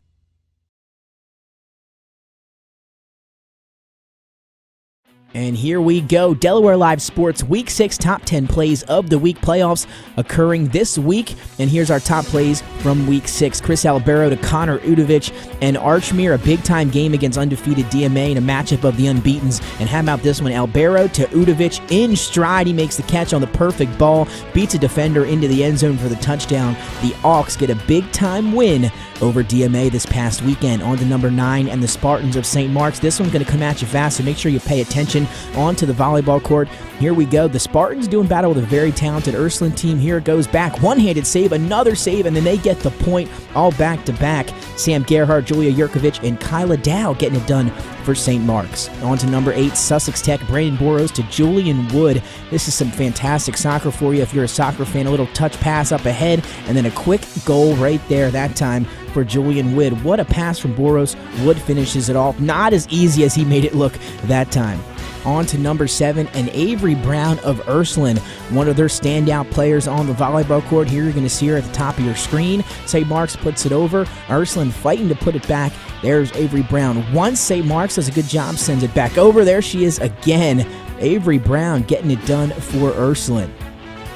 On to number 6, Elian Velasquez Lopez to Jerry Velasquez Mazaragiegos. Here for Sussex Central and Sussex Tech. Check out the Golden Knights. Good passing back and forth here. Then check out the setup up in the air and the finish with the header. Phenomenal soccer there for the Sussex Central Golden Knights, and a big top 10 play for them at number 6. On to number 5, Julia Yurkovich. You saw her earlier in the top 10. How about 2 plays in the top 10? This one up, you're going to see her save it with one hand, and then coming back, St. Mark's going to put it over, going back and forth here. There she is again, another one-handed save, and then, you know what, you might as well finish what you started. Back and forth we go, and here she is. See her set her up at the top of your screen, and bam, sends it down for the kill. Save, kill for Julia Yurkovich, and her second top 10 play this week. On to number 4 we go, and the wide receiver and DB from Middletown is Zaire Tart, this time doing it on the defensive side of the ball. Check out this interception, using his wide receiver skills, 2 feet in. That would have been a pick in the NFL. He takes it over. Middletown, they were clicking on all cylinders. Here he is again on defense. Check this one out, one of the better plays of the year. Wayne Allen with a nice catch, and Tart just going to take it right out of his hands. He's just going to strip it and go the other way for Middletown. Then he's off to the races. Zaire Tart with 2 phenomenal plays for the Middletown Cavaliers. Look at him breaking tackles out there. He's on pace for a phenomenal year as well, and Middletown remains undefeated and your Flight A champions. On to number 3 in Woodbridge. We'll have a chance to check out Jordan Evans this Friday night against Caravel, but here he is in the top 10, scrambling, looking for somewhere to go out of the pocket, puts some defenders on skates, makes a few guys miss, up the middle he goes, and then turns on the jets, breaks one more tackle, why not, into the end zone for the Woodbridge quarterback, and a top 10 play for Jordan Evans, and we'll see him once again on Friday night. Number 2, Michael Pearson. Had a chance to see him a few weeks ago. He's always on the top 10. The phenomenal running back from Middletown takes this one right up the middle. Then check out the burst. He's gone off to the races. No one going to catch him. Break a tackle there. And Michael Pearson, his second of the night in the game in which Middletown again was clicking on all cylinders. Michael Pearson had 2. That was one of them. And he's also got your number 2 top 10 play here in week number 6. On to number 1, PJ Stratton, capping off a fantastic year for Sussex Central. How about this time? He's going to do it on special teams. Sally's riding high after a big win last week over the defending state champs. They have to travel down to Sussex Central, and PJ Stratton, a big reason why they couldn't get a W down there. Look at him go off to the races. 92-yard kickoff return touchdown, breaks some tackles down the sideline. They had a few chances at him. He just wouldn't go out of bounds. Scores their big-time touchdown late in the game to defeat the Sows. A big-time win for the Sussex Central Golden Knights, and that's your top 10 play of the week here in week number 6. I'm Nick Alessandrini for Delaware Live Sports. It's a challenging market. You're well aware of that. Edward Jones is too, which is why we're here, ready to listen and ready to help you find opportunity, something we've been doing since 1922 in good markets and bad. So, let's talk. Edward Jones, it's time for investing to feel individual.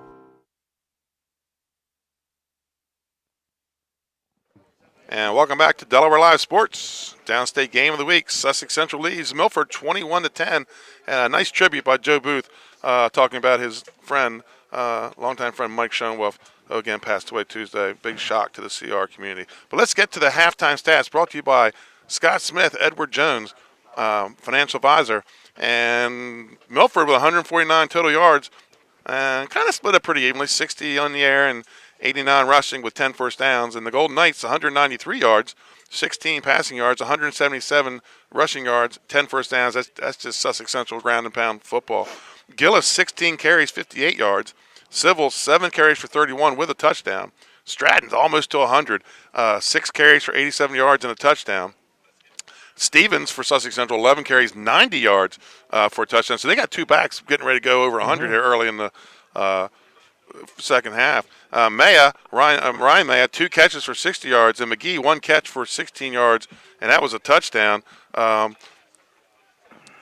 Landon Hajek with the field goal for the Bucks, and Saxon 2 of 6 for 60 yards, and Gardner 1 for 1 for 16 yards, and that 16 yards was a touchdown. Second half action still Woodbridge and Caravel 0-0. So, Coach, what are your thoughts on the first half here at Sussex Central?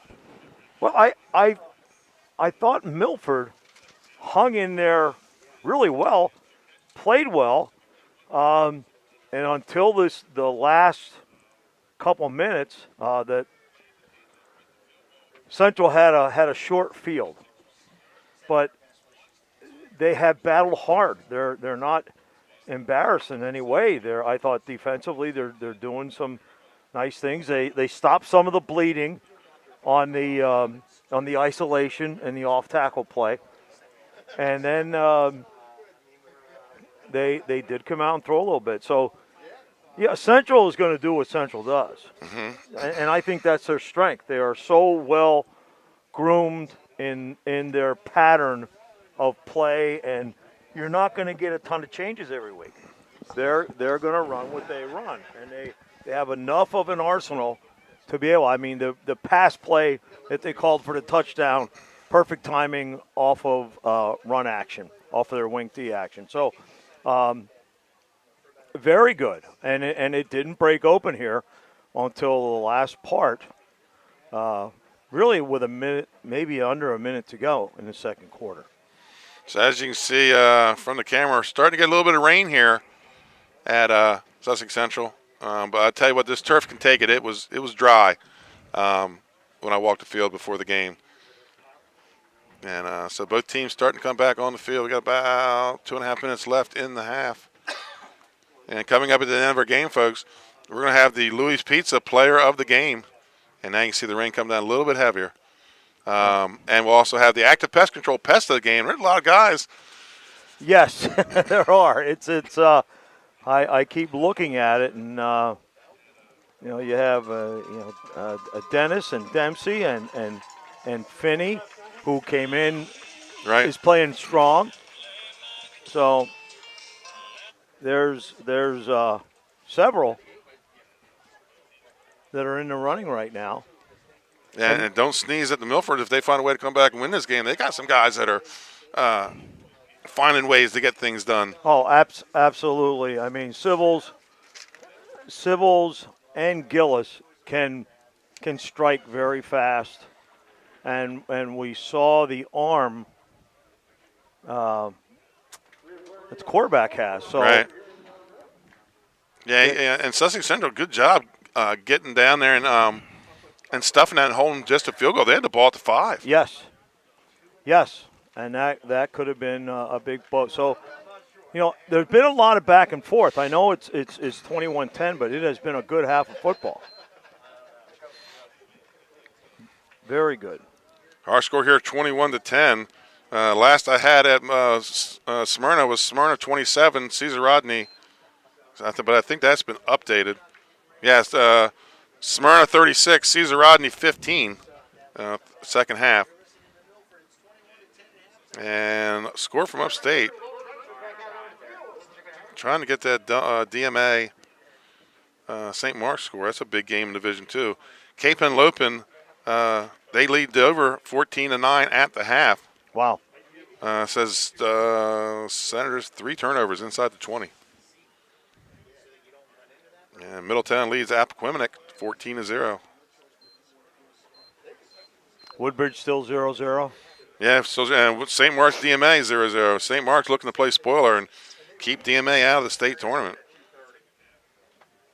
And just as you said that, Coach, Kevin Phillips, Jaden Bacon gets Woodbridge on the board with an 8-yard TD run. Kenny Newton bursts through the hole. 2-point conversion. The Blue Raiders with 2:32 left in the third quarter. 8, Caravel 0. Bacon got piggy with it. That's your boy there. I knew I'd get a chance to use that tonight. Yeah, but he scored outside the red zone. I know, but I'm going to fake it for Lashers. Fake it till you make it. Oyster fritter sandwich? Last one, Gary Layfield. Have ketchup. Would you like ketchup? No, I'm good. Board President Rodney Layfield delivering a oyster fritter sandwich to the press box that I could not say no to because I didn't get any dinner. Look, it's not the scrapple sandwich from Woodbridge. I know, but you have an oyster sandwich now. You don't have gas for your truck. Right. You got all kind of stuff going on tonight, Benny. That is funny. An oyster sandwich. Oh, God bless you. Thank you, Rodney Layfield.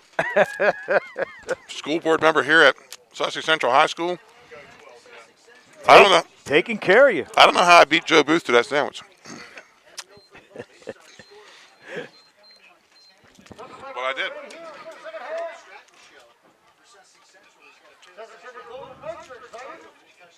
Well, be ready to go. See what adjustments were made.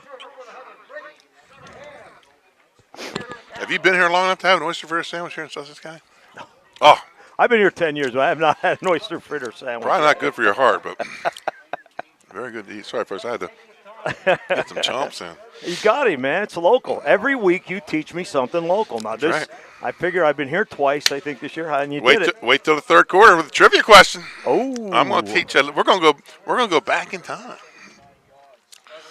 They're good. I like them. So start of the third quarter here, or second half. Milford will be taking the ball. Gillis and Hajic back deep. Justiniani should be kicking it off.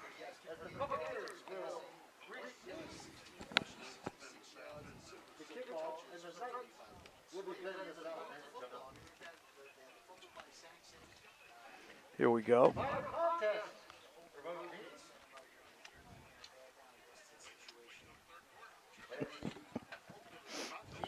So Milford looks like they got their hands team up on the front line. Huh. Maya, Asik, or yeah, Haig. There's some runners up there. Lady.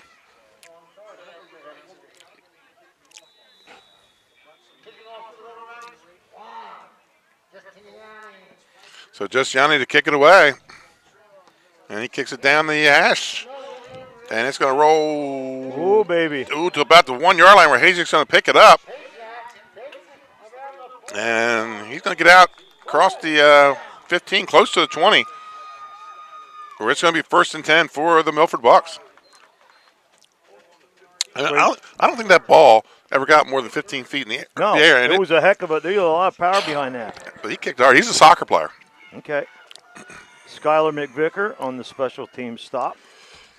1st and 10 for the Bucks. Ball at their, it's about the 15. Now we get a chance to see what transpired at halftime. Right. So here we come, the Bucks. Maya wide to the left.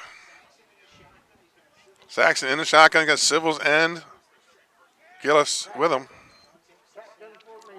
And that's going to be Gillis looking for some running room on the right side. And he's going to pick up about 5 on the play, bring up a 2nd and 5.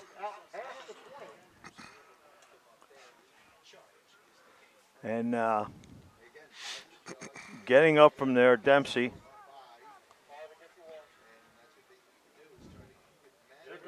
Looks like the rain may have tapered off a little. Not much, but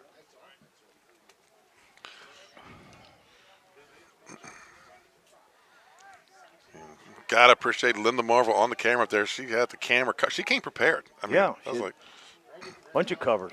and that's Civils up the middle. He's going to be close to the first down. Let's see where they mark it. He's got it. 1st and 10 for the Bucks. Civils, and he's stopped by Caden Collins, a senior. Gain of 6 on the play. Ball out to the 26. 1st and 10, Milford. Now we have a little change at end that Megginson is in for Dennis. Hand off to Gillis, and he makes a hard right turn and gets it out turns it up and gets it out across the 30. Gain of 5 on the play. 2nd and 5. He carries people. Dempsey's Coach, he made a 90-degree turn after getting that ball. Yeah, he's pretty special. Give him 6 on the carry. Brings up 2nd and 4.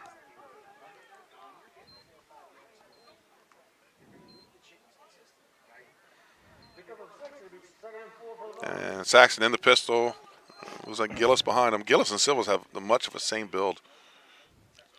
Yeah, you're right. They do. Gillis left side. He cuts it in. And he's going to be out across the 40 or he's tripped up. 1st down for the Bucks. So they kind of showed this in the first half, and then they just had the fumble. And Finney on the stop, doing a nice job at middle linebacker. Some Barkley heating there. Out-of-town scoreboard updates. Cape now up 22-9 over Dover. They didn't like my pick at all, did they? They're just taking care of business. And Woodbridge 8-0 over Caravel. 21-10 here. Sussex Central leads. 1st and 10 at their own 41-yard line is the Bucks. Saxon in the shotgun. And it's going to be Civils this time. Steps over a tackle and then hit by your guy right there. There's going to be a flag on the play, but Dempsey stood him up. Yeah. I don't see. There he is. Now he's on the field. Dennis is on the field now.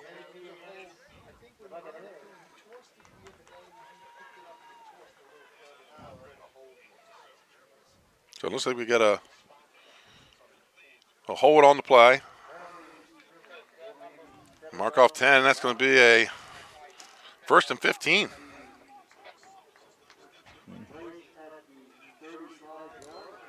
So that's going to take the ball back to the 35. 1st and 15 for Milford. Yeah, and they had a lot of people around the ball that time. Folks, Arena's Deli, Friday and Saturday, $7 for a half pound of steamed shrimp and beer night. 5 p.m. to close. Dine in only. Arena's Deli, 7 locations around the state. Most of them down here. Pistol formation. Saxon takes a snap, hands off to Gillis. Gillis skating and maybe a yard on the play. Brings up a 2nd and 14. It's like Collins again in there, 76.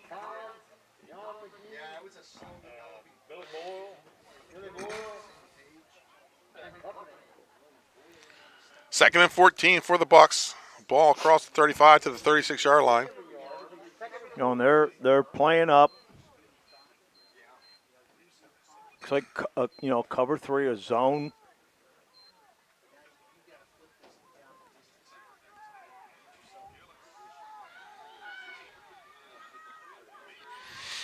Saxon takes a snap, drops back. Little screen out to Gillis. And the Knights, says second time they've had that sniffed out. Yep. Dennis was there for the initial hit. He's at linebacker now, 54. Gain of 1 on the play. It's going to bring up a 3rd and 13 for the Bucks.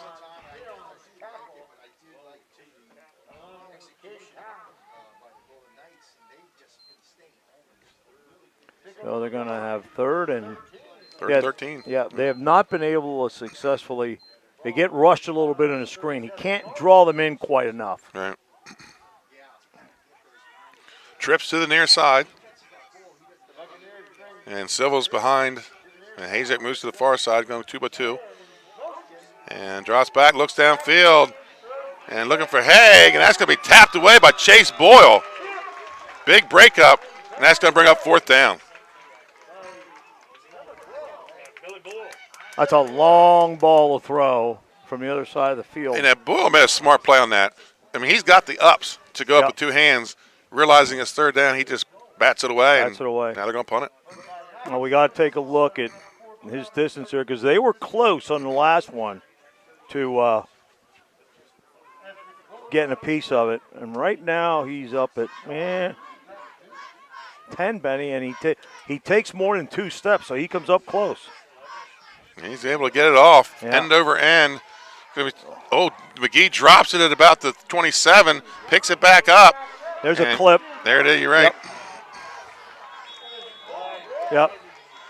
It might be a blind side more than a clip. We'll see what they call. It was close either way. Either way, yeah, it was an illegal block one way or the other. You know, the old rule used to be get your head across, and that it's going to be a block in the back. So, yeah.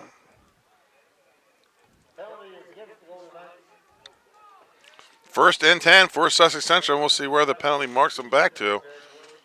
Milford has to have a great defensive series here. Yeah, they can't let the Knights drive down the field. No. I'm going to tell you right now, if this is a touchdown drive, it's going to be a long touchdown drive. They're going to take some time off the clock. This is what they did in the 3rd quarter to Salesiana.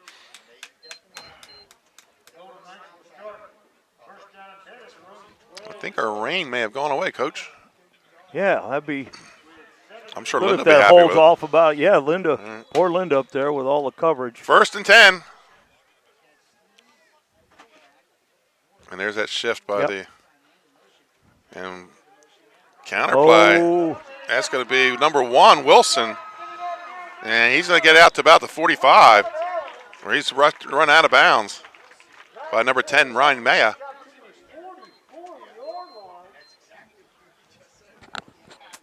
Every time they run that wing reverse, very, very good to them.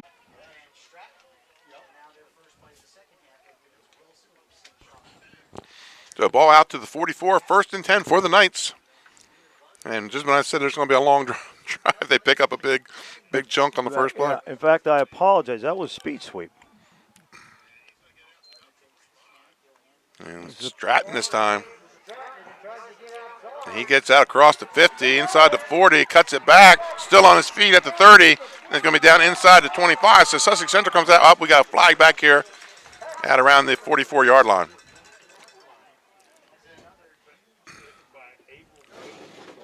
So 2 big plays back-to-back for the Knights, and it's going to be another push in the back. Avery Copes on the stop. You know, and I don't remember Sussex having this many penalties. Mm-hmm. They're a pretty solid team. So that's going to push them back. That's a big penalty there. That's going to be, what, a 15-yarder? Mm-hmm. Excuse me, 10-yarder. What do they call that, 44? So a 10-yard penalty. So already 20 yards in penalties. That's going to make it a 1st and 9. So kind of really like a replay of down with a plus yard. 1st and 9 for the Golden Knights. Gardner goes under center. And Stevens slips in the backfield. Yep. Gardner's Whoa! met by Marquise Gillis. Hello. Yeah, Marquise Gillis. I talked to him before the Cape game. He loves to hit. He'd rather hit 2 or 3 guys than run for a touchdown. Yeah. He just loves to lay the wood to people. Yeah, that's a great hit. Loss of 2 on the play. He just has a change in speed, even at a short distance, and it's a heck of an asset. So we did see a little bit of effect of the rain. And Stevens just slips coming out of his stance. Yep. And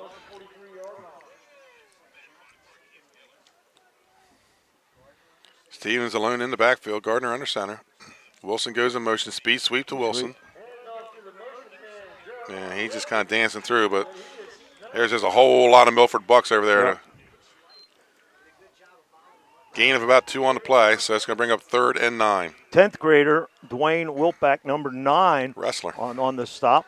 A lot of the Milford wrestlers on this football team. He trailed that thing down.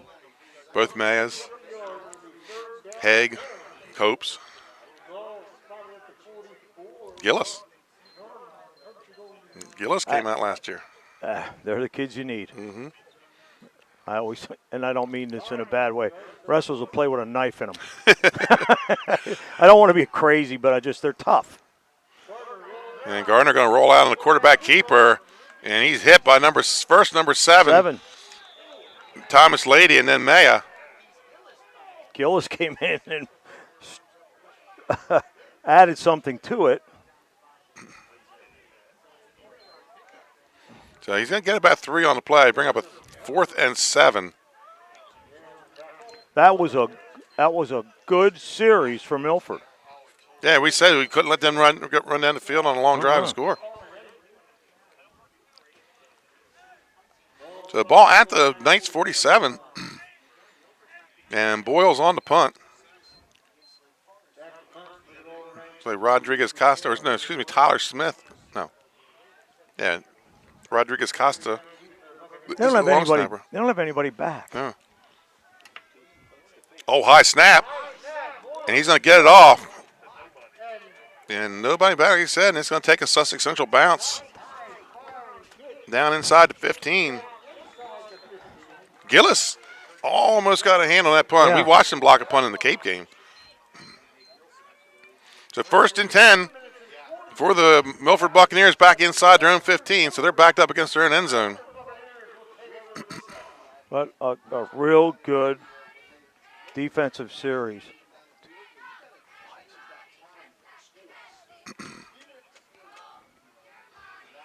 Yep, that was very close. They actually went by the punter instead of out at the launch point.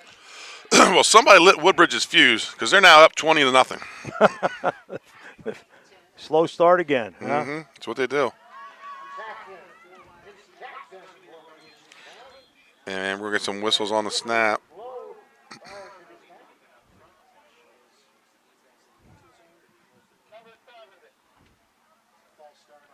False start on the Bucks. So now they're getting their bus going in the wrong direction. No, you can't do that when you're sitting on the back porch. No way. So they got to grind one out here. But the ball moves back inside. Looks like it's about the 7-yard line. So it's going to be 1st and 15.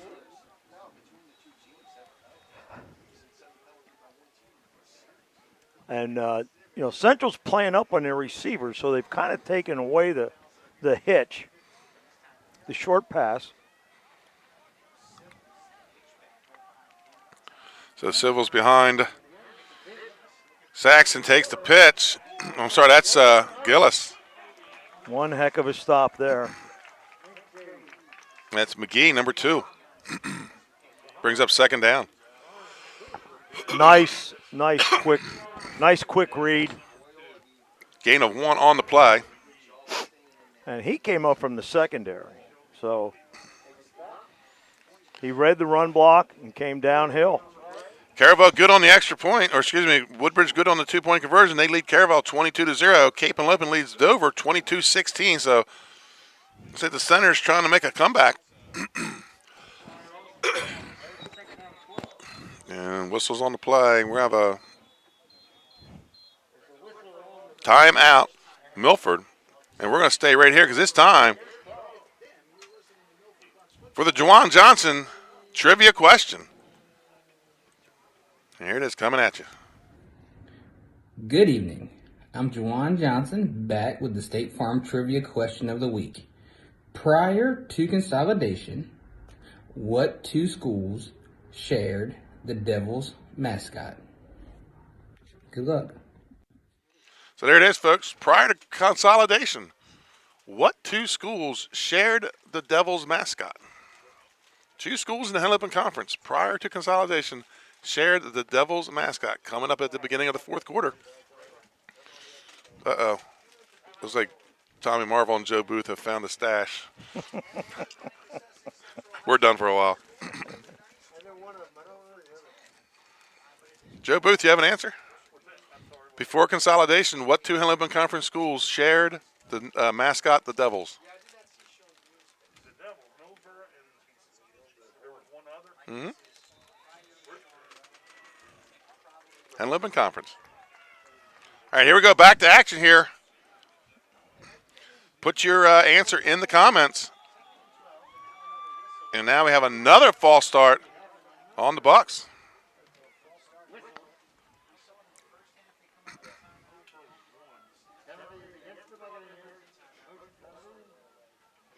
And it's going to push the ball back to the 4.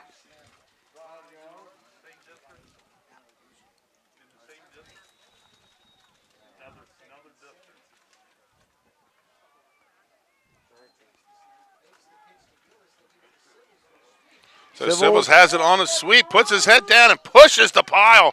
He's out across the 20. He's going to be short of the first down, though. It's going to bring up a third and about. Well, he might have the first down. Here we go. Let's see where they mark it. Finney on the stop. He's got enough for the first down, 1st and 10. And Dennis.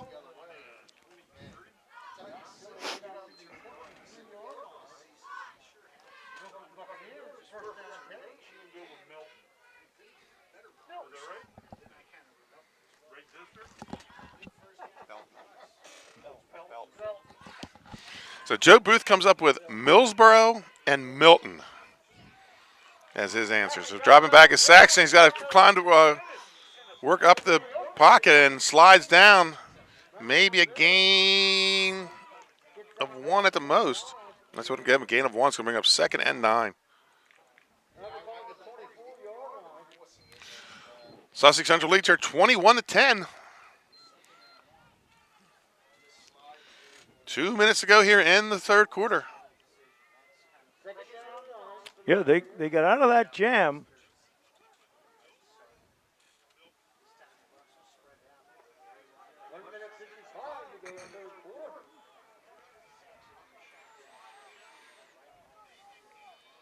And Saxon in the shotgun. And hand off to Gillis following his tackle. And he's going to be out across the 30. He says, get behind the big man. Watch this. He did. He hung on his jersey and got going.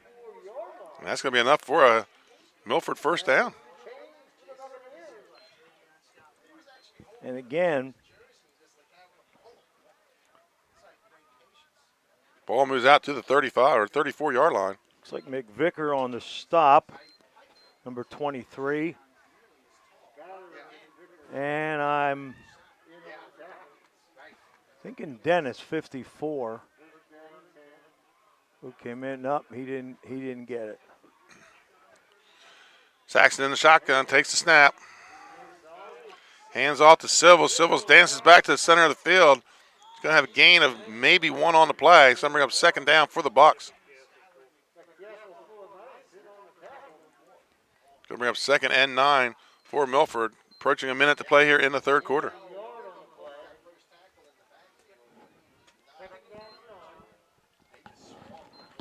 Yeah, it looked like Moore in there, 52, playing defensive tackle.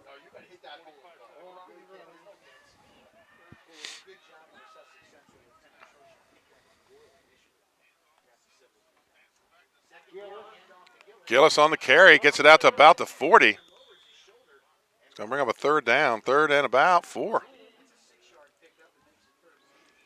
And that's a Finney again on the stop, middle linebacker, but it's a punishing blow because there's a mismatch in size there. But I'll tell you what, Finney has 7 stops in a backup role. Right. Doing a nice job.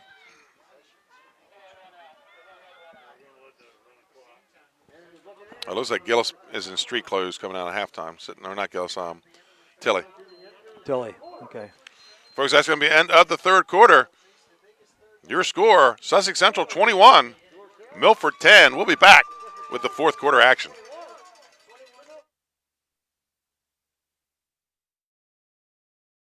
In life, some things just go together. Like a burger and fries. And home and auto insurance from State Farm. So make it a combo. Combining your home and auto insurance could save you time and money. And who doesn't like that? Just call State Farm agent Juwan Johnson and find out how you could start saving today.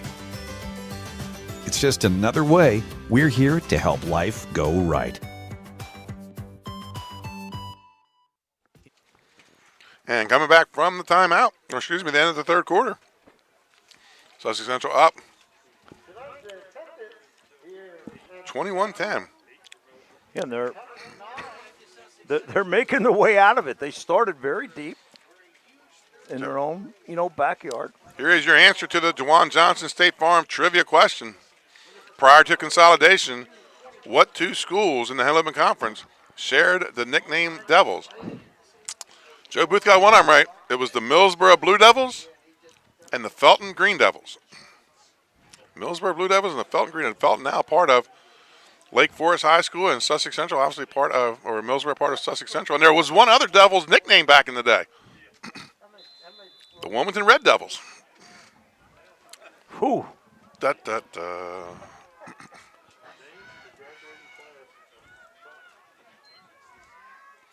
So third and 8, and a little bit of confusion on 3rd and 4, and Saxon's going to be dropped. That's going to bring up 4th down. Yeah, there was bad exchange. It's going to bring up a 4th and 9.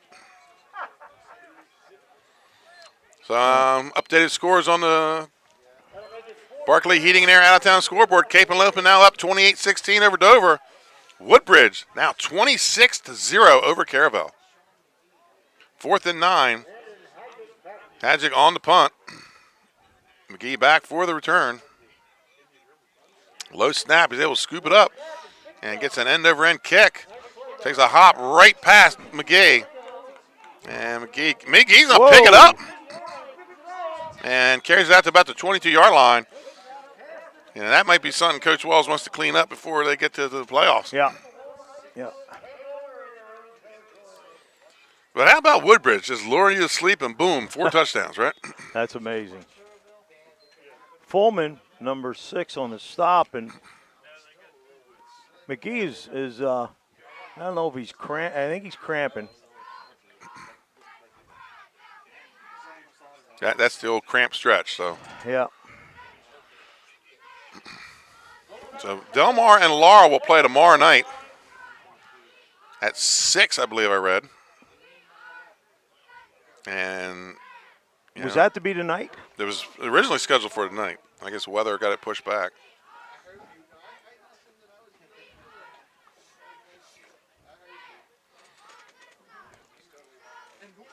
So we'll have to wait to the outcome of that game, and then the conference has to make a decision. And like you said, maybe they're going to see if the decision makes itself. Yeah, hope it.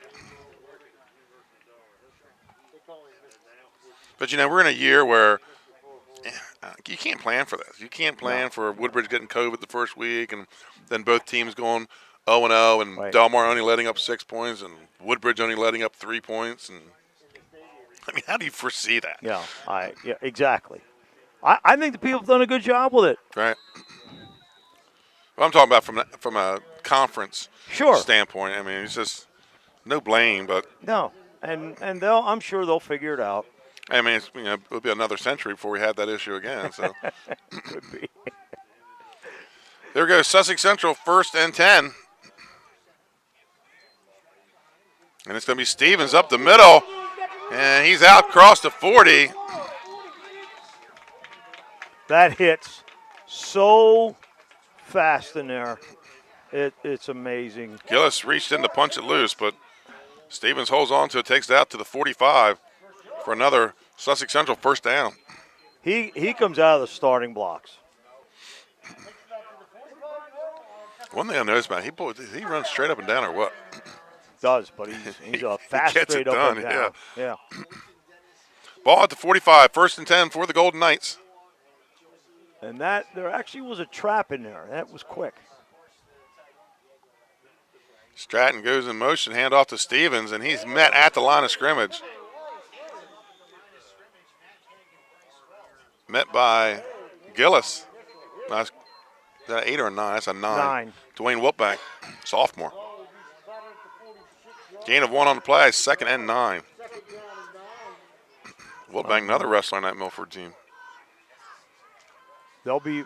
So Coach Strickland and Coach Parsley got their guys together. Yeah.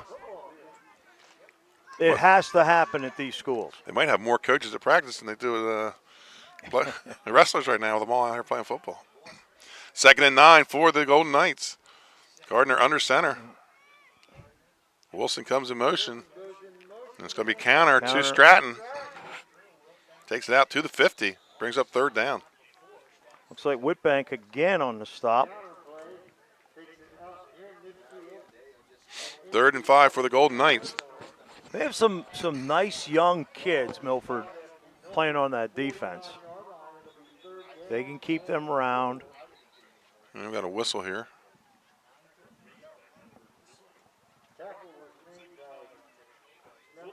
I think they're sending somebody off for equipment, I guess.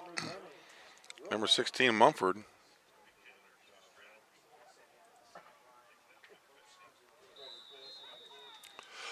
So Copes comes in for Mumford. Another no, he's a junior. Copes is a junior. Another wrestler, though.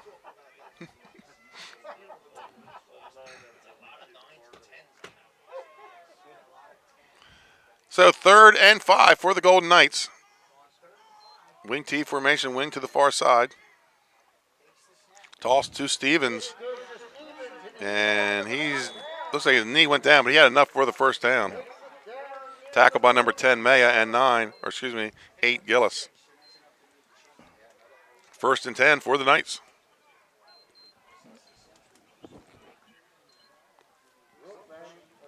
Ball inside the 45, around the 44-yard line. And this is that Sussex Central, that slow drive they do and march down the field. They did this last week. You don't have the ball, you can't score, right? Right. Up on, under 9 minutes now. Boyle splits wide to the right. Stratton moves to the double wing. Stratton goes in motion. It's going to be a handoff to Stratton. And makes a couple moves, and there's going to be a flag on the play. That's probably going to be a hold. So Stratton picks up about 8, but probably coming back with the flag. Lighty on the tackle, number 7.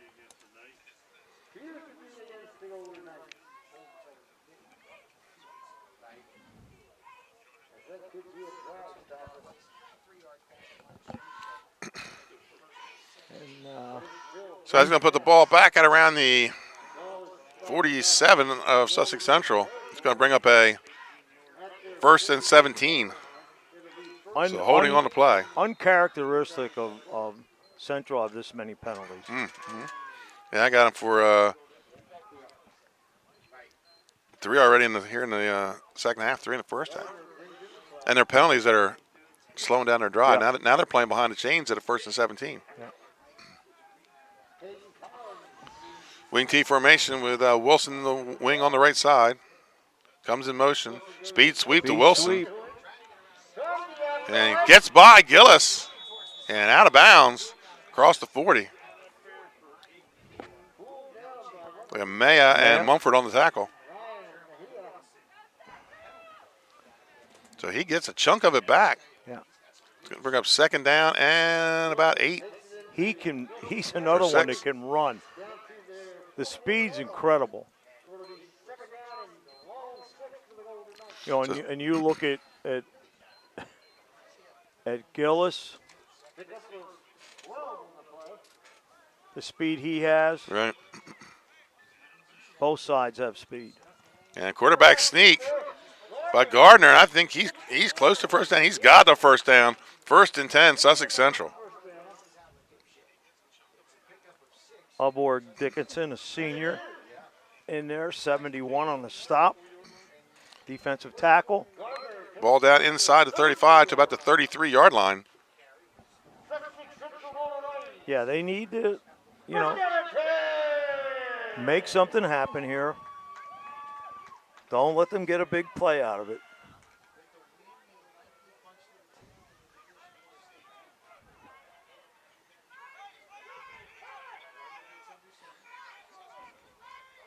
Gardner takes a snap, hand off to Stratton, and Stratton puts his head down trying to get maybe a yard, what he can get out of it. Yep. Milford had that baby sniffed out. Yeah, they were Loss on the play, loss of 1. the off-tackle power play. And it's a real good play with Stevenson leading the way on that end.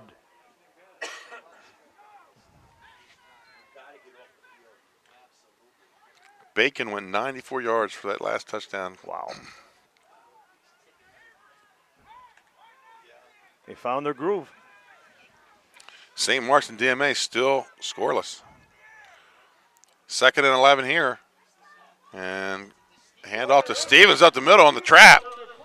And he's down to about the 21-yard line, but that's enough for a first down.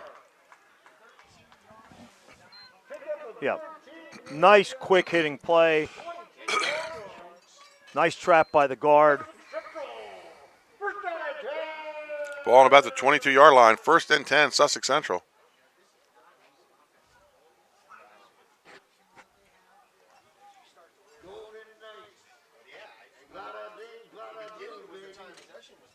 Approaching 6 minutes to play here in the game.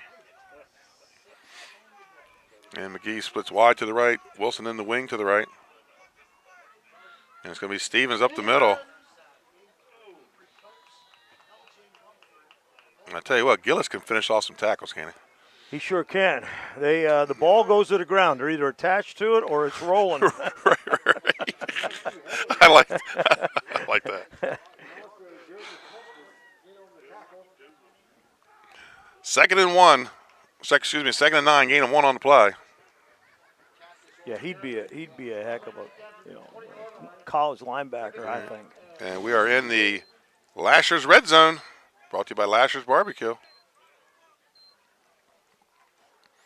Going to be Stevens again up the middle.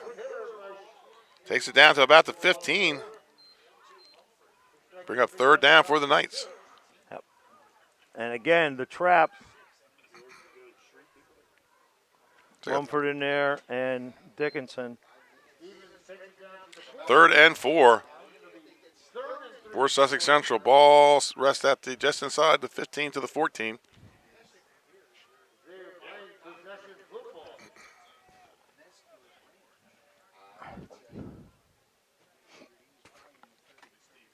Under 5 minutes to play here in the game. Turns around, hands off to Stevens. And Maya wraps him up first, and then the pile pushes him back.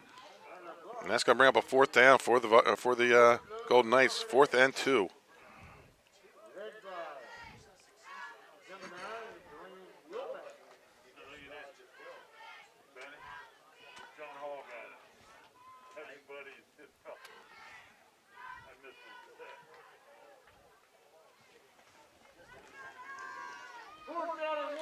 Fourth and 2, or maybe call that a long one.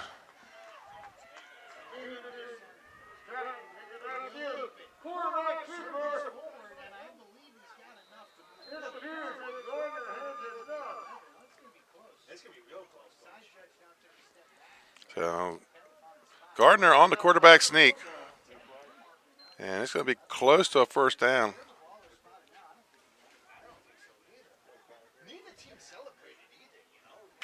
Dickinson in there again on the stop, 71. And here's something we haven't seen much at all this season, Coach.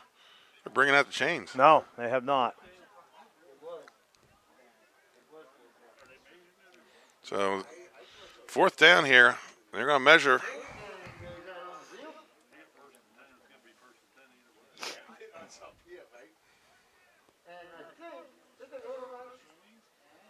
And they stretch the chain, and First down, Sussex Central.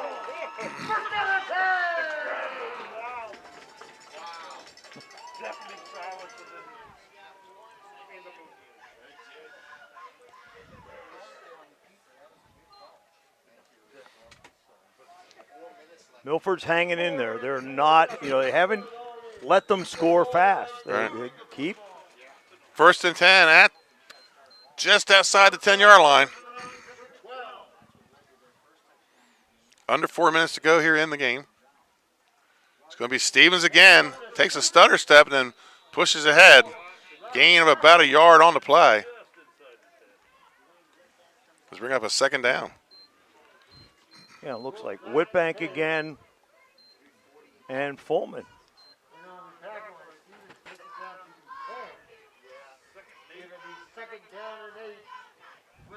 So 2nd and 9 for the Knights. Ball sits right on the 10-yard line.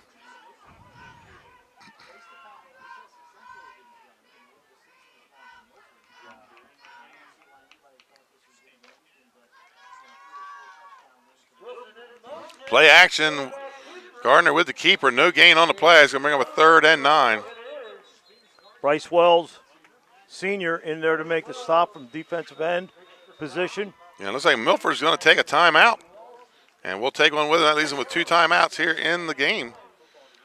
Your score, Sussex Central 21, Milford 10. Folks, we'll be right back.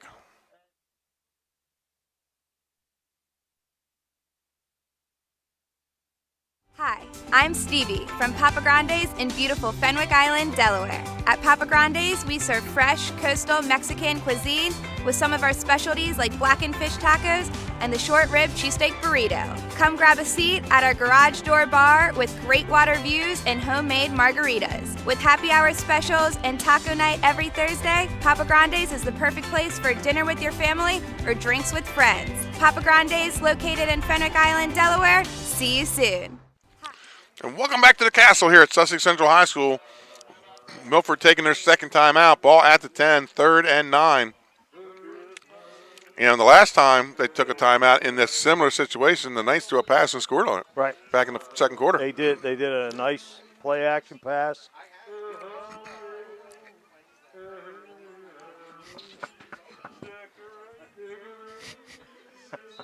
We're in the Christmas spirit here in the box. I don't know if you can hear it through the mic, folks. Maybe they can't hear it. I don't know. And a little reverse there. Comes Stratton up the middle. Touchdown, Sussex Central. So twice the Golden Knights have come out of a Milford timeout and scored. Great play, double handoff reverse. Really gets the linebackers moving. And Stratton stopped on a dime and headed straight up to the end zone. That's Stratton's 3rd touchdown of the game. Just under 3 minutes, 2:59 to play. And Justiniani on the kick. Costa Rodriguez the snapper, and Deuce McGee with the hold. And number 10, Gardner, the quarterback, in with the lead block. All right.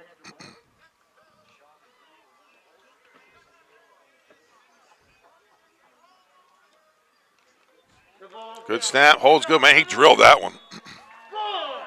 And a flag for roughing the kicker. So 28-10, here's your score. Folks, we're going to take a commercial timeout. We'll be right back with the finish of our downstate game of the week. Home has never been more important. Today, our homes serve us in more ways than ever before.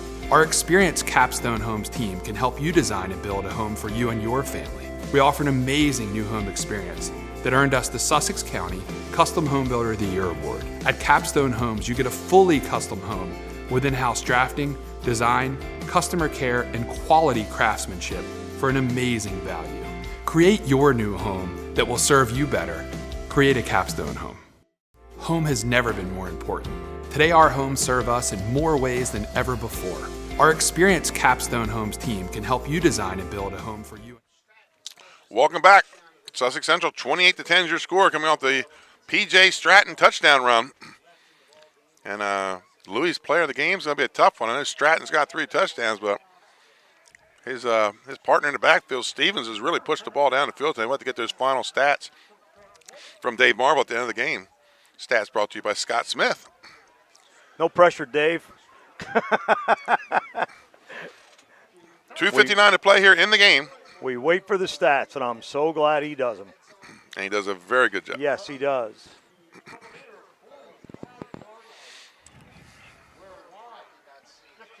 We'll have the Louis Pizza Player of the Game at the end of our broadcast. And the Active Pest Solution Pest of the Game. Usually ends up going to the defensive guy. Sometimes offensive guy. We'll see where it goes tonight. So kick off from the Milford 45 on the roughing the kicker. And he's going to kick it right through the end zone. 1st and 10 for the Milford Buccaneers.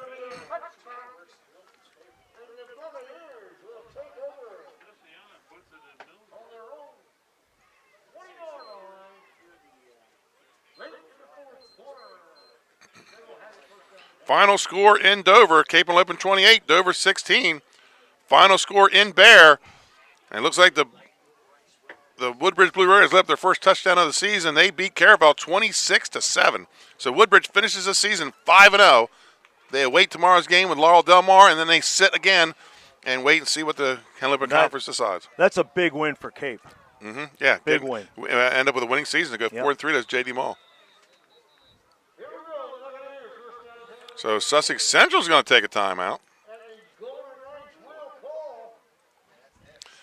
And it looks like we're trying to get some new jerseys in the game. And sometimes that can get a little messed up. Yep.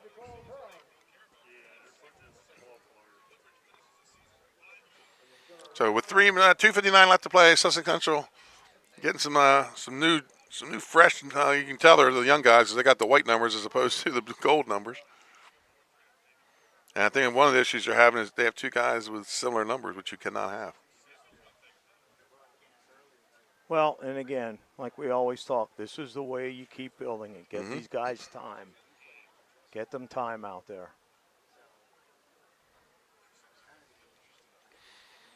And number 23, Kevon Bridell has a lot of help getting his new jersey on. He wants to get in the game. Young freshman says, I want my shot. He's got like 4 guys helping get his jersey on. Here we go, 2:59 to go. Saxon in the shotgun. Civils and Gillis to either side. It's going to be a handoff to Gillis. And tries to jump over a tackler. And he's going to go out of bounds at around outside the 30. Going to be a flag on the play. It's probably going to be a late hit out of bounds.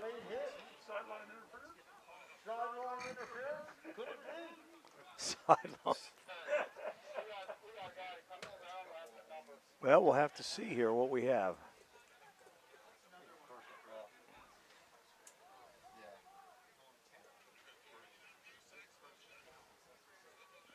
It's going to be on Sussex Central. Personal foul. That's going to be 15. And Burdell is now wearing 99, so he gets a little help, gets on the field. The freshman's going to get his first play as a varsity player here at Sussex Central. Ball 1st and 10 at their own 49.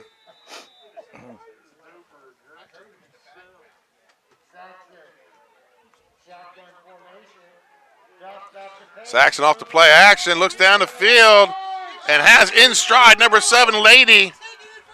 And he's going to take it in for a touchdown. Thomas Lady for the Bucks. And 28-16. That thing was on the mark. Yes, it was. Caught him right in stride. Yep. Great catch, nice throw.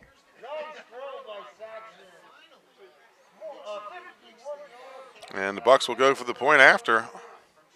So they're going to go for 2.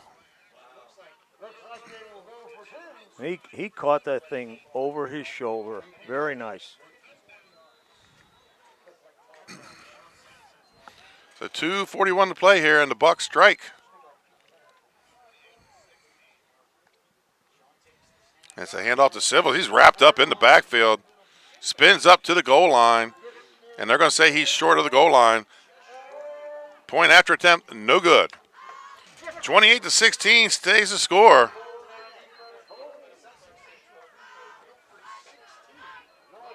We're going to stay right here, folks, with 2:41 to play.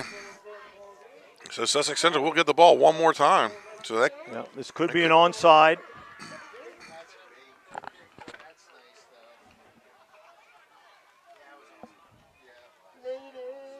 I put a hands team out there.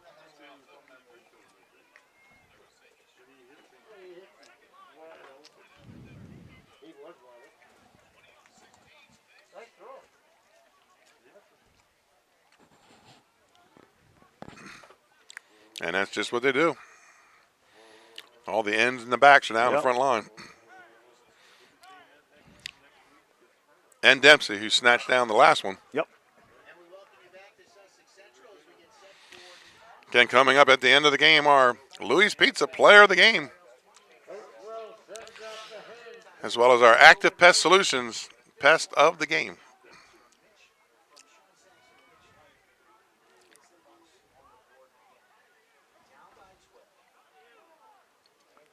Hayjack teeing it up for the Bucks.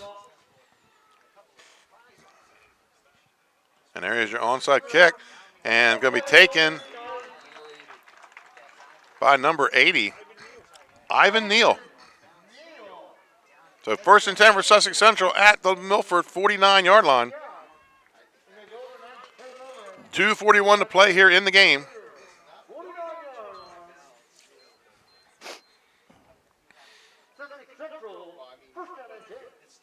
I think maybe a couple plays till first down, and then you'll probably see the Knights taking a knee. Yeah. They have, I think, a lot of their line, their starting line is in. Right. Well, they're all in there, so. Yep. McGee split wide to the right. Wilson on the wing on the near side. That's going to be Stratton left side and hit by Gillis. And man, when Gillis hits you, you stop. Yep. Two.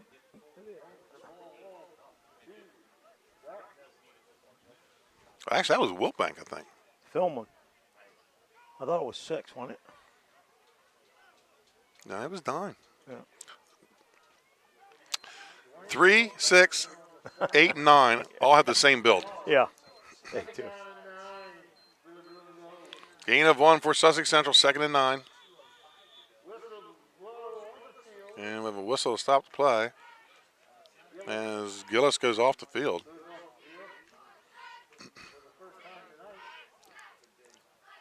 And checking in for him is number, man, we don't have a 15.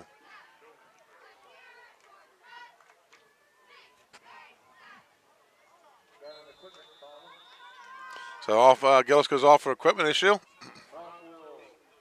And the Knights are going to go back to the huddle as they get a fresh 30 seconds. Under 2 minutes to go.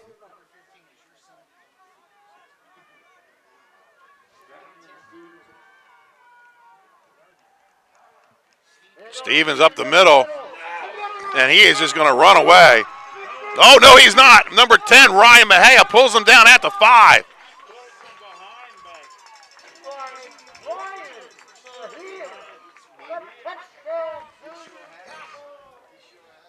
Coach, that's just, you're getting beat. This game's over. That's not giving up. Yeah. You're right. Ball down to the 6. That puts us in the last year's red zone. Heck of an effort by Mejia. And, you know, like you said about the workhorse. Remember the play last year by the CR kid we talked about? He's chasing people down the field when Smyrna's just taking it to him. Same kind of performance. And the Golden Knights are going to take a knee. Classy move. Mm-hmm. Classy move.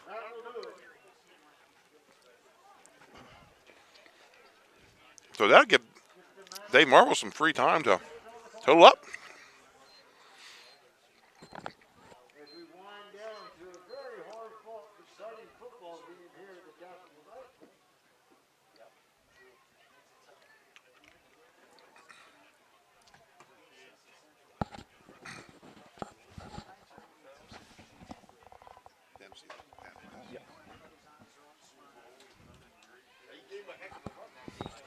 So Sussex Central's doing what they have to do to get to that state tournament. They win here tonight, 28-16. Classy move by them to just let the clock run out. And that's what they're going to do.